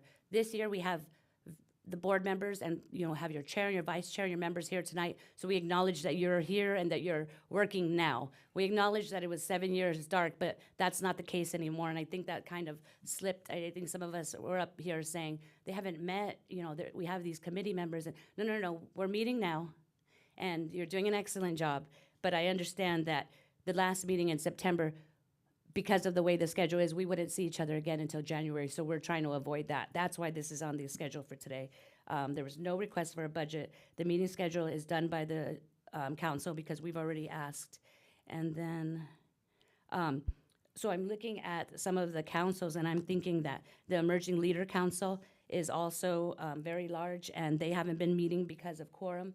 There's only 4 members on there, and there's been 4 members, I think, for most of this year. If we could reduce that to 5 members and then add them, when we bring new members in, we add them to the 5 and we expand it little by little, but we could reduce the ability for them to have no quorum. I'm not on the liaison for Arts Commission. I don't know which of you are, so maybe you can bring a solution for why the Arts Commission is not meeting. But for my two commission, or for library, nothing. I'm the alternate for ELC, so I'm often notified when they cancel for lack of quorum. And then the Environmental Historical Preservation Board, I would like for us to increase their frequency to monthly. Those are my three items: the reduction of the ELC, the increase of meeting frequency for environmental historical, and to maybe even look at a budget, but not a stipend. Nobody ever mentioned a stipend. So those are my comments. Yeah, thank you. I probably said stipend, but I know the public comments mentioned budget specifically, and again, we can get into those details of what the budget actually consists of, because some of the boards and commissions do have stipends, like the Planning Commission, and I believe even the ELC, the Emerging Leaders Council, gets a small stipend as well. That's something we put in place just about 2 years ago. But I do want to ask staff, just for clarification, because I know clearly in the Arts Commission, they've voted before. I've been in those meetings where the Arts Commission, it came up for a vote to decide on if they were going to cancel their next meeting or if they're going to, have multiple meetings. So I just want to get clarification on that. Do the boards and commissions vote on their own schedules? I can speak to the Arts Commission. Sorry, it's my pacemaker, I think. No, I'm just kidding. It's a metal plate in my head. You're so electric, Jeremy. That's what it is. I can speak to the Arts Commission. We have met in the last 6 months, by the way. That's not true. But yeah, they have voted to for the summer. They voted to go dark. We met in June. They voted to go dark in July and August. For this past meeting, again, we are kind of in a little bit of a holding pattern, and we do have the cultural arts or cultural festival and arts festival that they will be involved in, that we'll be discussing this month. So we didn't really have a lot of items for September, and they voted to not meet. So, Thank you for clarifying. And do all the boards and commissions have the authority and the opportunity to vote on their schedules? Just same like the Arts Commission? Is that across the board? Can I clarify one thing before you answer that, Mike, or whoever's going to answer that? Is for your question, I don't think they're asking to redo the schedule. I'm thinking that they're asking the commission if they want to go dark. I think it's different than redoing the schedule, correct? Jeremy or Mike? Yeah. So I think the first question was what Jeremy answered is yes, the boards, they have the ability to go dark. That's based on the board's decision. Yeah. So on the public arts, that's what happened. And I'm sorry. In your second question, I'm sorry, Mayor. If that's across the board, all the boards and commissions have that same authority. Right. Yes. But the number of times that they meet is in our code. It's by ordinance. Right. So I think the only one that's meeting once every 2 months is the Environmental and Historic Preservation Board. I think all the other ones, based on the chart, meets at least once a month. Correct. Right. Okay. Got it. Thank you. Thank you so much for clarifying that. And they did call a special meeting, so they have that ability, but they want it to be codified.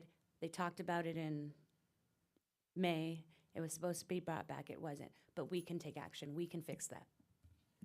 Absolutely. And is there a reason why, does staff by any chance know, maybe it's just been too long, it's been 7 years or so, is there a reason why the Environmental and Historical Preservation Commission was established that way? Only 2 meetings? I don't think or any of one us were meeting? here back then when that was established. So maybe just at that time there's not enough items for discussion. You know, I'm just speculating right now. But Okay. And if we were to, let's assume that we make that change tonight, how would it work timeline-wise? Would it, I think if it's a change in the ordinance or if it's a resolution, it requires a second reading, and then 60 days after that, it goes into effect officially?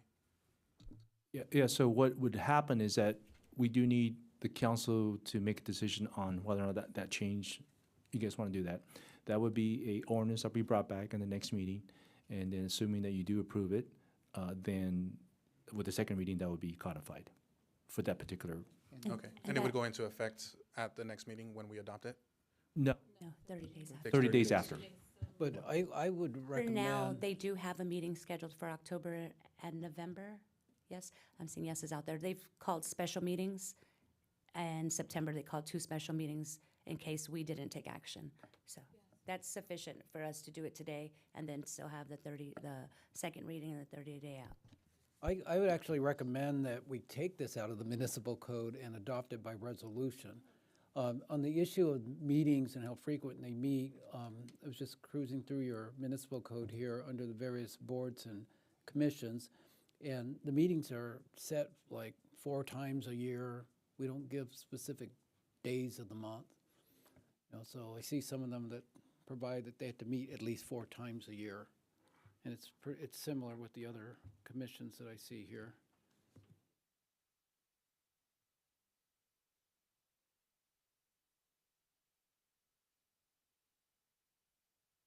Okay, well, thank you for clarifying that, staff. And we do have a couple other hands raised as well. So we'll go next to Mayor Pro Tem Bernard. So this question of budget it's continuing to come up. Can we talk about what boards or commissions have a budget? Not the stipend, the budget. I'm pretty sure I know the answer, but I just want to. I'll let ECM Mohan answer that one. So when it comes to any funds that are budgeted for any of the boards, commissions, policy 3.04 is applicable. And there is a prescribed budget for all of those particular boards and commissions to ensure that training is available, that dinners could be had at particular meetings and meals provided and so forth.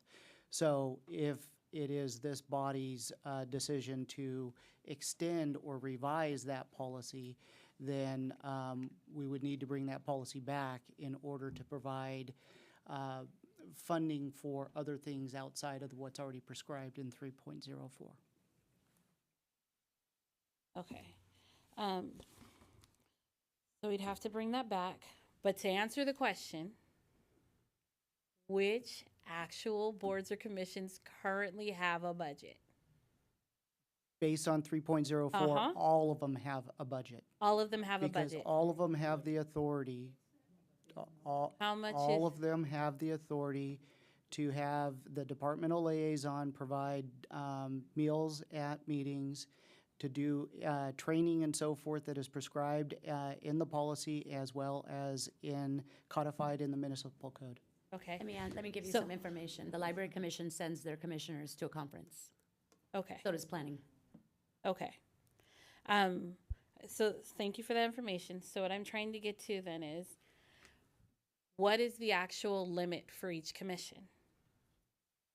Specifically in boards and commissions, section 3A3, the aggregate cost of 2 conferences may not exceed $7,500. So each commission, roughly 7,500 for the year? Yes, plus meals and so forth that would be included included in other areas of the policy, yes. No matter how big the group is, the 5 people and the 11 people, it's all okay. Correct.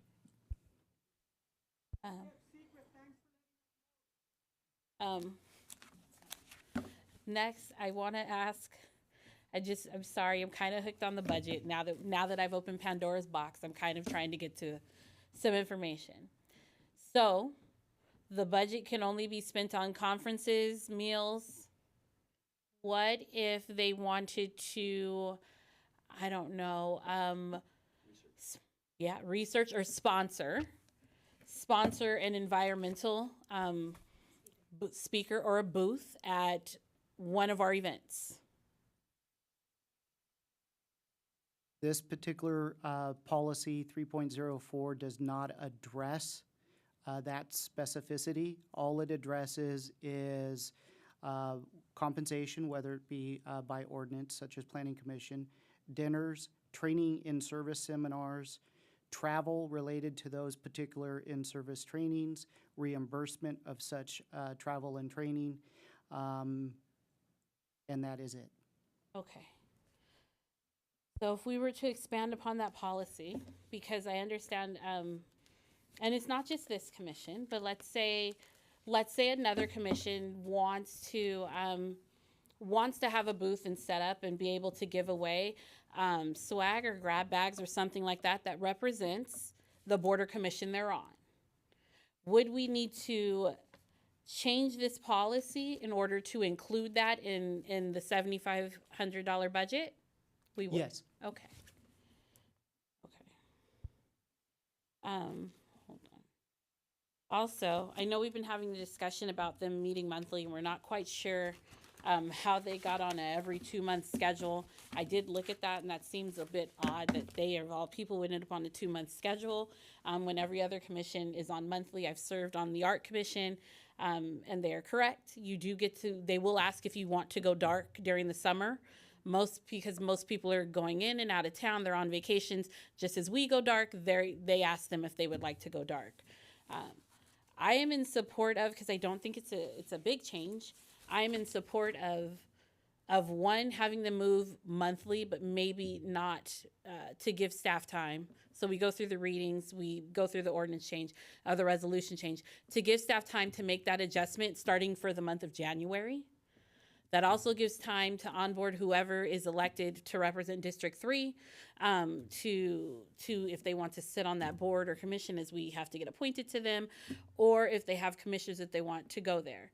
I also think we keep hearing that the Arts Commission is not meeting. I do think we need to, when we're talking about any of our commissions and boards, one, I don't like that we talk about some of them very disparaging. People are giving their time up to do these things. They're spending their well-earned time after hours to put forth ideas in the community. So I do think we need to clarify whether something went dark or there was just nothing for them to discuss, because those are two totally separate things. I also am the liaison for the parks and trails. Yes, I spend a lot of time with Jeremy, you guys. For the parks and trails, and we go dark also, and it's not a big deal. I understand why the Art Commission is a big deal right now. I understand it's the hot button thing, but a lot of the boards and commissions over the summer were given a choice, and a lot of them decided to go dark. So I just want to put that out there. But I don't think it's a big ask for us to make the move to get this ball rolling, so that by the time January hits, this commission can go monthly. It's always a big hard no for most people during the holidays. I'm pretty sure they're going to be so excited if we started in December, but let's give them some time to adjust, and staff time to adjust to January. So I think that's actually doable. And I do think we also need to really look at the funds that were just discussed and how we can change that and make it so that, one, all the commissions know, because I think that's something that not all commissions knew about. I know that when I was sitting on our commission, I did not know that that was there.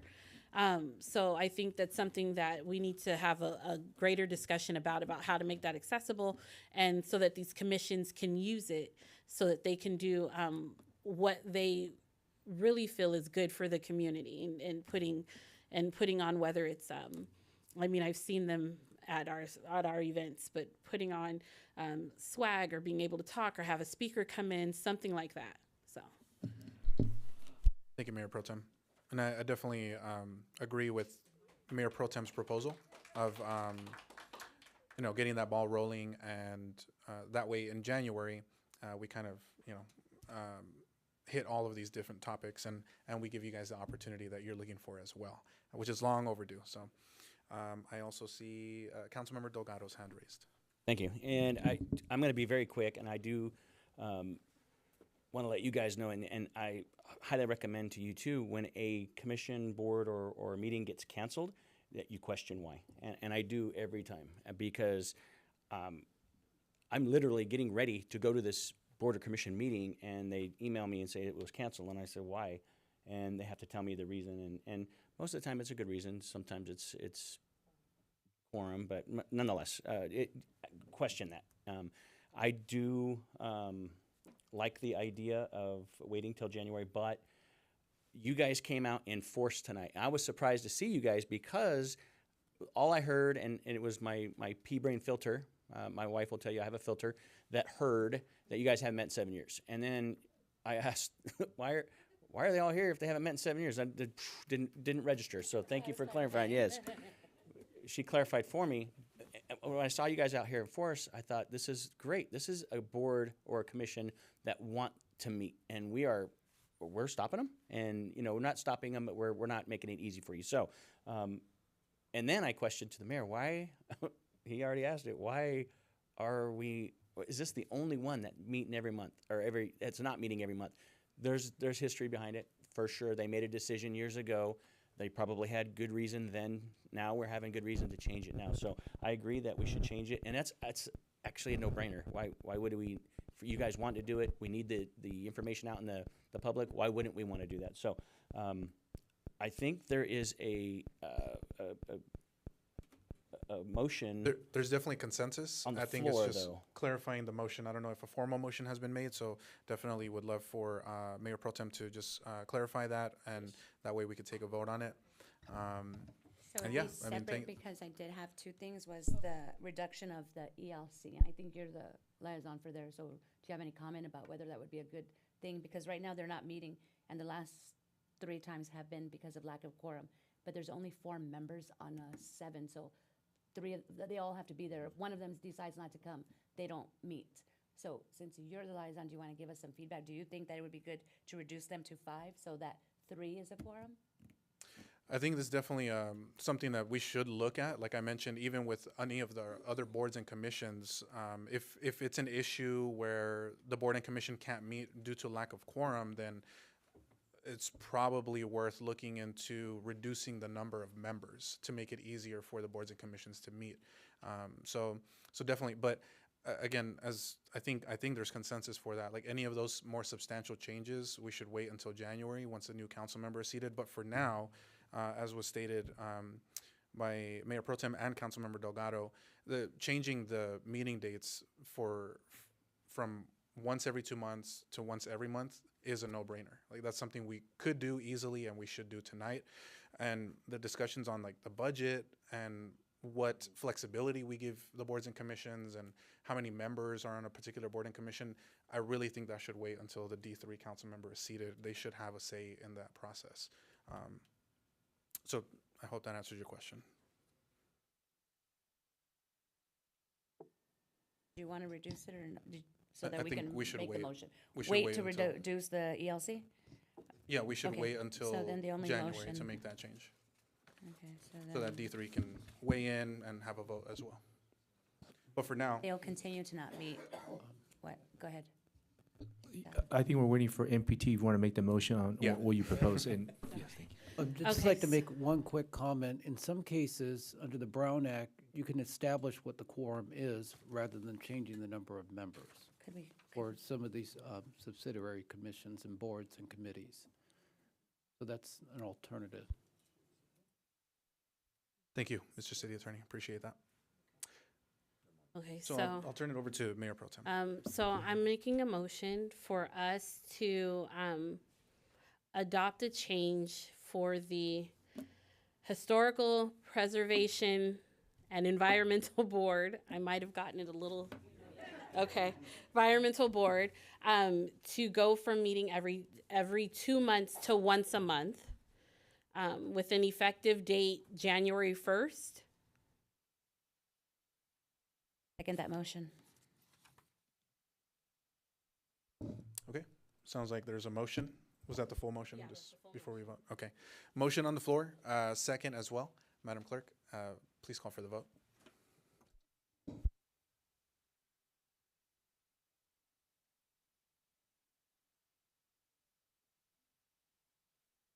And that passes with 4 yeses. Thank you. Thank you to all of our public speakers and all the board and commission members. You know, we're making progress little by little. We went from having a ton of vacancies to filling them, and now we're figuring out the little kinks as we go. So thanks for coming out tonight. Really appreciate it. All right, so that brings us to item L on the agenda, which is our regional commission and board reports. And I think we only have one for this evening, which is a report from the Riverside Transit Agency by Mayor Pro Tem Bernard. So tonight I'm providing updates from the RTA Board of Directors meeting held on September 26th. The board heard a presentation of the updated ATU Union Local 1277 mentorship program. The board approved updated board meeting calendar, moving the November 2024 meeting to Thursday, November 21st of 2024. The board also approved and adopted the bus stop strategic policy. And I want to say that concludes my report, but that does not actually conclude my report. So I just want to, this question came up for the emerging leaders regarding whether or not RTA is still allowing students to ride the bus for free. They are for the entire, I think it goes into June of 2025. They have a grant so students can ride the bus for free. Just show them your ID and you're able to ride the bus for free. And that is for any student that we have out here, high school and below. College students, you do have to show your ID, your college ID. But just so you know, they received a grant. They're hoping to renew that grant, but students can ride for free. Also tomorrow, as you were correct, she just left, Samuel, is Earth Day, is tomorrow. So bus rides are free on RTA all day tomorrow. So you can hop on and off all through tomorrow for free. And that actually concludes my report. Awesome. Thank you so much for the update and the report there, Mayor Pro Tem. That brings us to item M, Employee Association reports, and I don't think we have one this evening, which brings us to the most exciting part of our agenda, the famous city manager's report. All right, thank you, Mayor, Member, City Council. Just 2 items tonight. Just a reminder, our household hazard and electronic waste event is happening Saturday, October 26th. So you have old PCs or monitors, or you're not sure how to dispose it, please bring it over. It is free. It's from 9 a.m. to 2 p.m. It's actually at our city yard. And also just a reminder, our last Beautify Mobile event of the year, our community of service, October 12th, 8 to 12. We're gonna clean up 2 parks. There's going to be refreshments in the morning, and then after the park cleanup, there's going to be food. Either it's going to be pizza or burritos. And please do come out. And that concludes my presentation for tonight. Thank you. Thank you very much, Mr. City Manager. Appreciate the updates as always. And that brings us now to the closing comments from the dais. And we will start first with Councilmember Baca Santa Cruz. Thank you very much. What have we done since the last meeting? So the council opened up a brand new mural in Edgemont at the American Legion. If you haven't seen their new parking lot and mural, please come down and take a look. It's a beautiful piece, and we thank everybody involved in there. We also had the Taste of the Valley. I got to taste maybe about 40 different restaurants throughout the city this Saturday at the conference center. I have to make a lot of return visits to many of the establishments that were there. So I'm going to be trying to get through there through the holidays. So I'm looking forward to tasting the valley throughout Moreno Valley. So that'll be coming up. I have been hearing from residents how well our weekly task force with code, police, and our wraparound services weekly. They're going out and cleaning up mostly Sunnymead Boulevard, Alessandro, our main thoroughfares.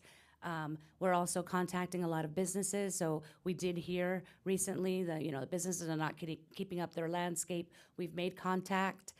We're also offering help, some information on low water plants and how to make the front of their businesses look inviting and clean. So we're working with our businesses to, we hear you, and we're working with our businesses.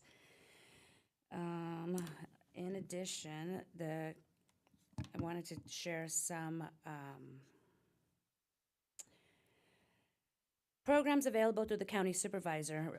We have the mobile home repair program, and that helps for people living within Moreno Valley to repair their mobile homes. So a lot of times people living in mobile homes have fixed income, and there's just not enough to make necessary repairs. So please reach out to the county supervisor's office regarding mobile home repairs. They also still have available spaces to provide the first-time home buyers program. This offers $100,000 down payment if qualified. So there's still spaces to get qualified to get assistance with the down payment for first-time home buyers living in Moreno Valley and purchasing within, District 5. And then also they have the opportunity to, they have availability funds for utilities for any seniors that are struggling paying their utility bills. Please also reach out to the county supervisor for help with that.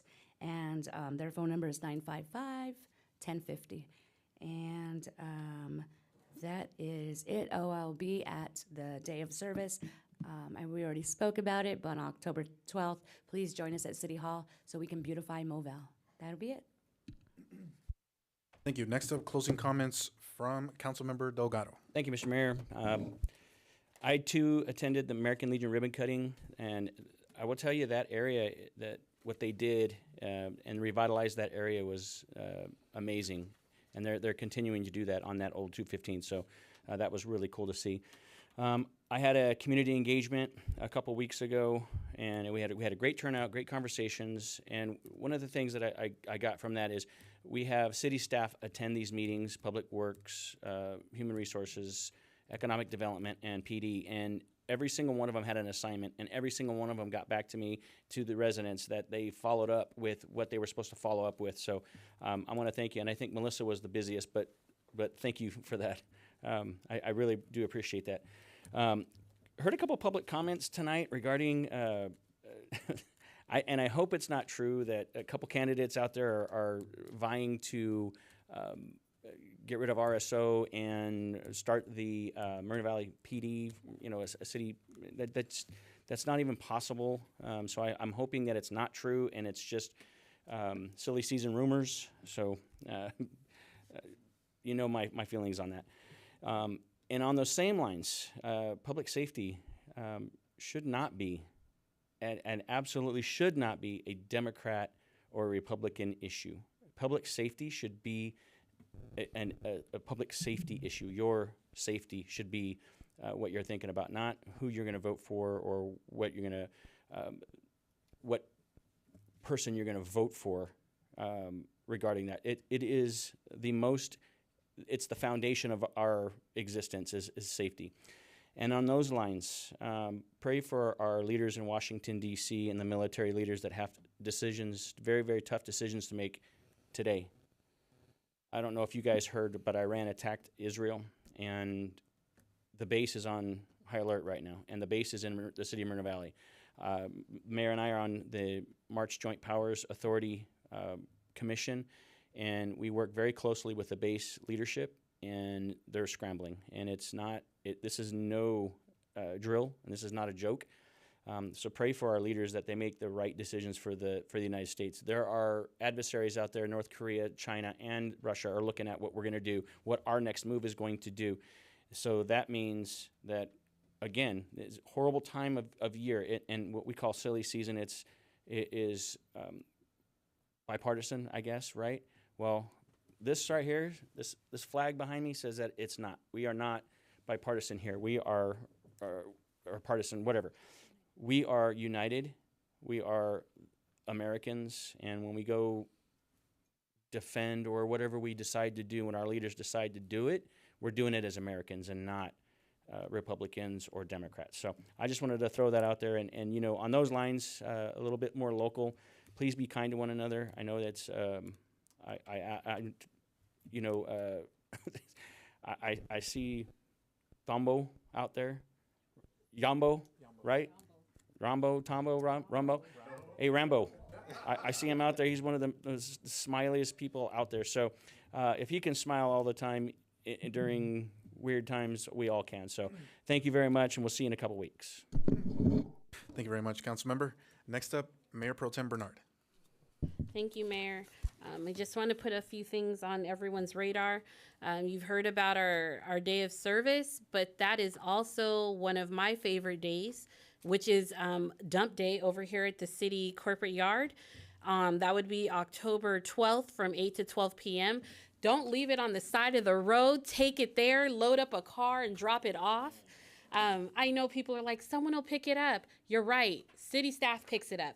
And they could be doing a lot of other things and addressing a lot of other concerns that a lot of you have, from graffiti to, I don't know.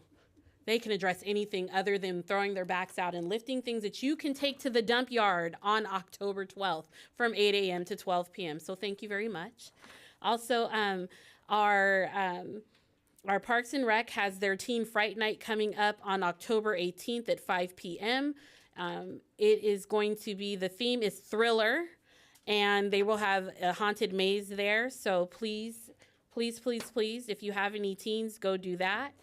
We have our Day of the Dead coming up on November 1st, which I am aware of now is actually going to happen on the actual day, which is Friday, November 1st. But they are requesting altars right now. So if you have anyone that you would like to make an altar in memory of, they are taking them on a first come, first served basis on October 25th of 2024. Also, October 10th, we just got this, as many of you heard, we have Public Power Week. So from 4:30 to 6:30 p.m. at the right over here, off of Corporate Way 14225 Corporate Way. They will have Kona Ice, children activities, giveaway, and more. It's the community powered Public Power Week. And hold on, I think I got everything in. And so with that, as everyone keeps saying, it is silly season. Some of the regulars that love to complain about silly season are already gone. No, you know. I will echo what Councilmember Delgado says. Oh no, she's still here. There she is. She's just quiet. I know. Shout out to Bob. I see he's wearing a commander's uniform today. No, they're commanders. So please do your research. You know who you're going to vote for. We could sit up here and tell you exactly everything and how we feel about anything and everything. I think a lot of the reasons we don't tell you exactly who to vote for and who not to vote for is because it is your choice. When you open that ballot and you fill it out, as far as I'm concerned, that is your choice. That's between you and whoever you mark it for. And I never want what I do to influence who you vote for. So you won't hear me necessarily tell you vote one way or another because it's your choice. Everybody has freedom of will, freedom of choice. But what I will say is, for those of you that are eligible to vote, that can vote, if you haven't registered, please go register. If you don't vote, I don't want to hear you complain the day after if your candidate or whatever you wanted didn't pass because you didn't even participate in the system, so you accepted whatever happened. So I don't want to hear it. So vote for whoever you want to vote for. Whatever props you want to vote for, whatever taxes you want to vote for them how you want. If you are one of my personal friends and you ask me, that's a different conversation, but you'll never hear me influence you from up here. And so with that, thank you. Good night. Oh, also, everyone's laughing at me. Shout out to my husband who ran to get my son's career day outfit because I was like, you guys, if I don't make it, they're going to close it and I'm not going to get his outfit. What's his career day? He is going to be a police officer tomorrow. So he's going to be my little policeman tomorrow. And so, yeah, so we went and got that. I don't know how long the hat and the gloves will last, and hopefully nobody tries to give him a set of handcuffs. He's only 6. He doesn't need that. So with that, you guys have a good evening. Have fun. Stay cool. Drink water. Stay out the sun. I will say this, if you don't believe in global warming, someone tell me why it's 100 degrees in October. Well, thank you so much, Mayor Pro Tem. And just a few things here for my closing comments, and then we can get home to our families and eat some dinner. So first off, we are currently, you may have seen already out and about in the community, there is road work being done. Again, the council, my colleagues and I, along with staff earlier, I want to say it was earlier this year or late last year, approved an additional $20 million to repave more roads around the city. So, you know, that is literally happening now. If you drive around town, you will see some of the asphalt that's already been ground up, and pretty soon you will see that fresh pavement being done. So we have several dozen streets that are being repaved before the end of the year, and then continuing into the beginning of next year. So really, really look forward to seeing those freshly paved roads around town and seeing less potholes as well.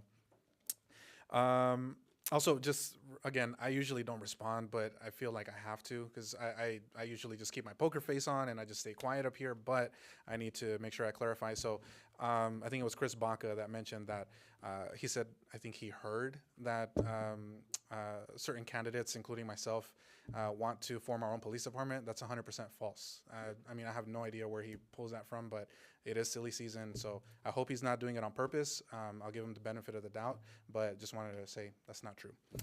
Clarify that. So do want to talk about homelessness. Again, this is something that I talk about, I think, probably every single meeting. I know you guys might be tired of hearing me talk about this, but it is a major concern for our residents, for our community, for our business owners. Our nonprofits are doing as much as they can, but we also need to step up and do more to help out and address that. So you know, we'll talk about the Homelessness Ad Hoc Committee in January. That was a desire of the council. But I also want to mention that there are other ways that the city can act on it and also pursue new funding. One of them is Prop 1. Those meetings are ongoing with the County of Riverside and our supervisor to figure out what a Prop 1 application looks like to make sure we go after funds for addressing homelessness in the city of Moreno Valley. So that's one thing that's happening. Also, working on getting more information on the changes that were made to the MHSA, the mental health, I forget, essentially care court, yeah, commonly known as care court, that Riverside County actually was the first, or one of the first counties to, allow it and adopt it and implement it here. And one of the things that allows for is to submit petitions specifically for those individuals out in the community, the homeless folks, and they may not even be homeless, but those that are severely mentally ill, the severely mentally ill that are out on the streets. You see them, we all see them, you know, on streets talking to themselves, suffering from serious mental health issues. And that's what this reform is helping us to do, to address that and get those folks some real help, get them off the street and get them the services they need. So that's another conversation that is ongoing to figure out how we work with our police department, how we work with code enforcement, our fire department, and other partners to make sure that we get the severely mentally ill off the street and into housing and services. So that's another thing that's happening right now. And the last thing on homelessness is that in addition to Prop 1 funding, there's also now Home Key Plus. So that's one thing that we looked at last year. The council decided not to move forward with that. And we now have another opportunity that's coming. It's called Home Key Plus, and the state of California has already issued guidance. The application is not available yet, but that is something that my understanding is we do not need approval from the county to pursue those funds. So I think we definitely need to have that conversation to see about pursuing those dollars so we could bring it here to Moreno Valley. Even if it's not emergency housing, it could be permanent supportive housing or bridge housing, something. We need to do more. We can't just sit here with our hands, you know, tied, and we need to take some action, and we need to be serious about that. So I wanted to mention that. The showers, Julianne, I 100% support that. We've had them before, and it was Imani praise that it got stolen from their property. So if you do move forward with that, please make sure you're coordinating with us so that that does not happen. We don't want that to happen. We want to make sure that those showers are here to stay. So thank you. Thank you for working on that.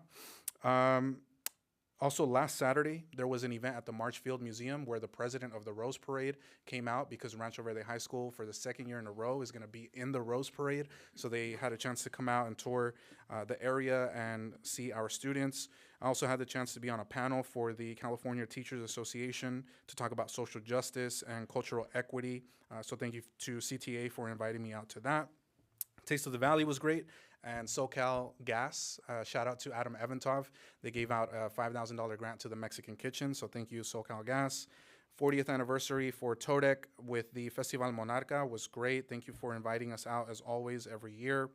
And then just lastly, I know folks are talking about that there's no projects coming or anything like that, which is just not true either. Go back, look at the agendas for the Planning Commission, for the City Council. Just at the last City Council meeting, we approved a residential tract that includes a new splash pad for the city of Moreno Valley. And we already have 5 or 6 hotels that are entitled, just waiting to be built. As we speak, there's a 40,000 square foot medical office building that is being built off of Day Street and Eucalyptus, and Loma Linda Healthcare is gonna move in there. Dutch Bros, Dunkin', Texas Roadhouse, Aldi, Sprouts, I can go on and on. Even in an economy right now that is kind of like this, we're doing okay. There's development happening, but now that the Fed is cutting and it looks like they're gonna keep going, there's gonna be more development and things are gonna start moving very quickly, which is a good thing. So I can go on and on, but with that, just thank you again, everybody, for coming out. Thank you for joining us tonight. Please stay safe at home, and we'll see you at the next meeting. Have a good night.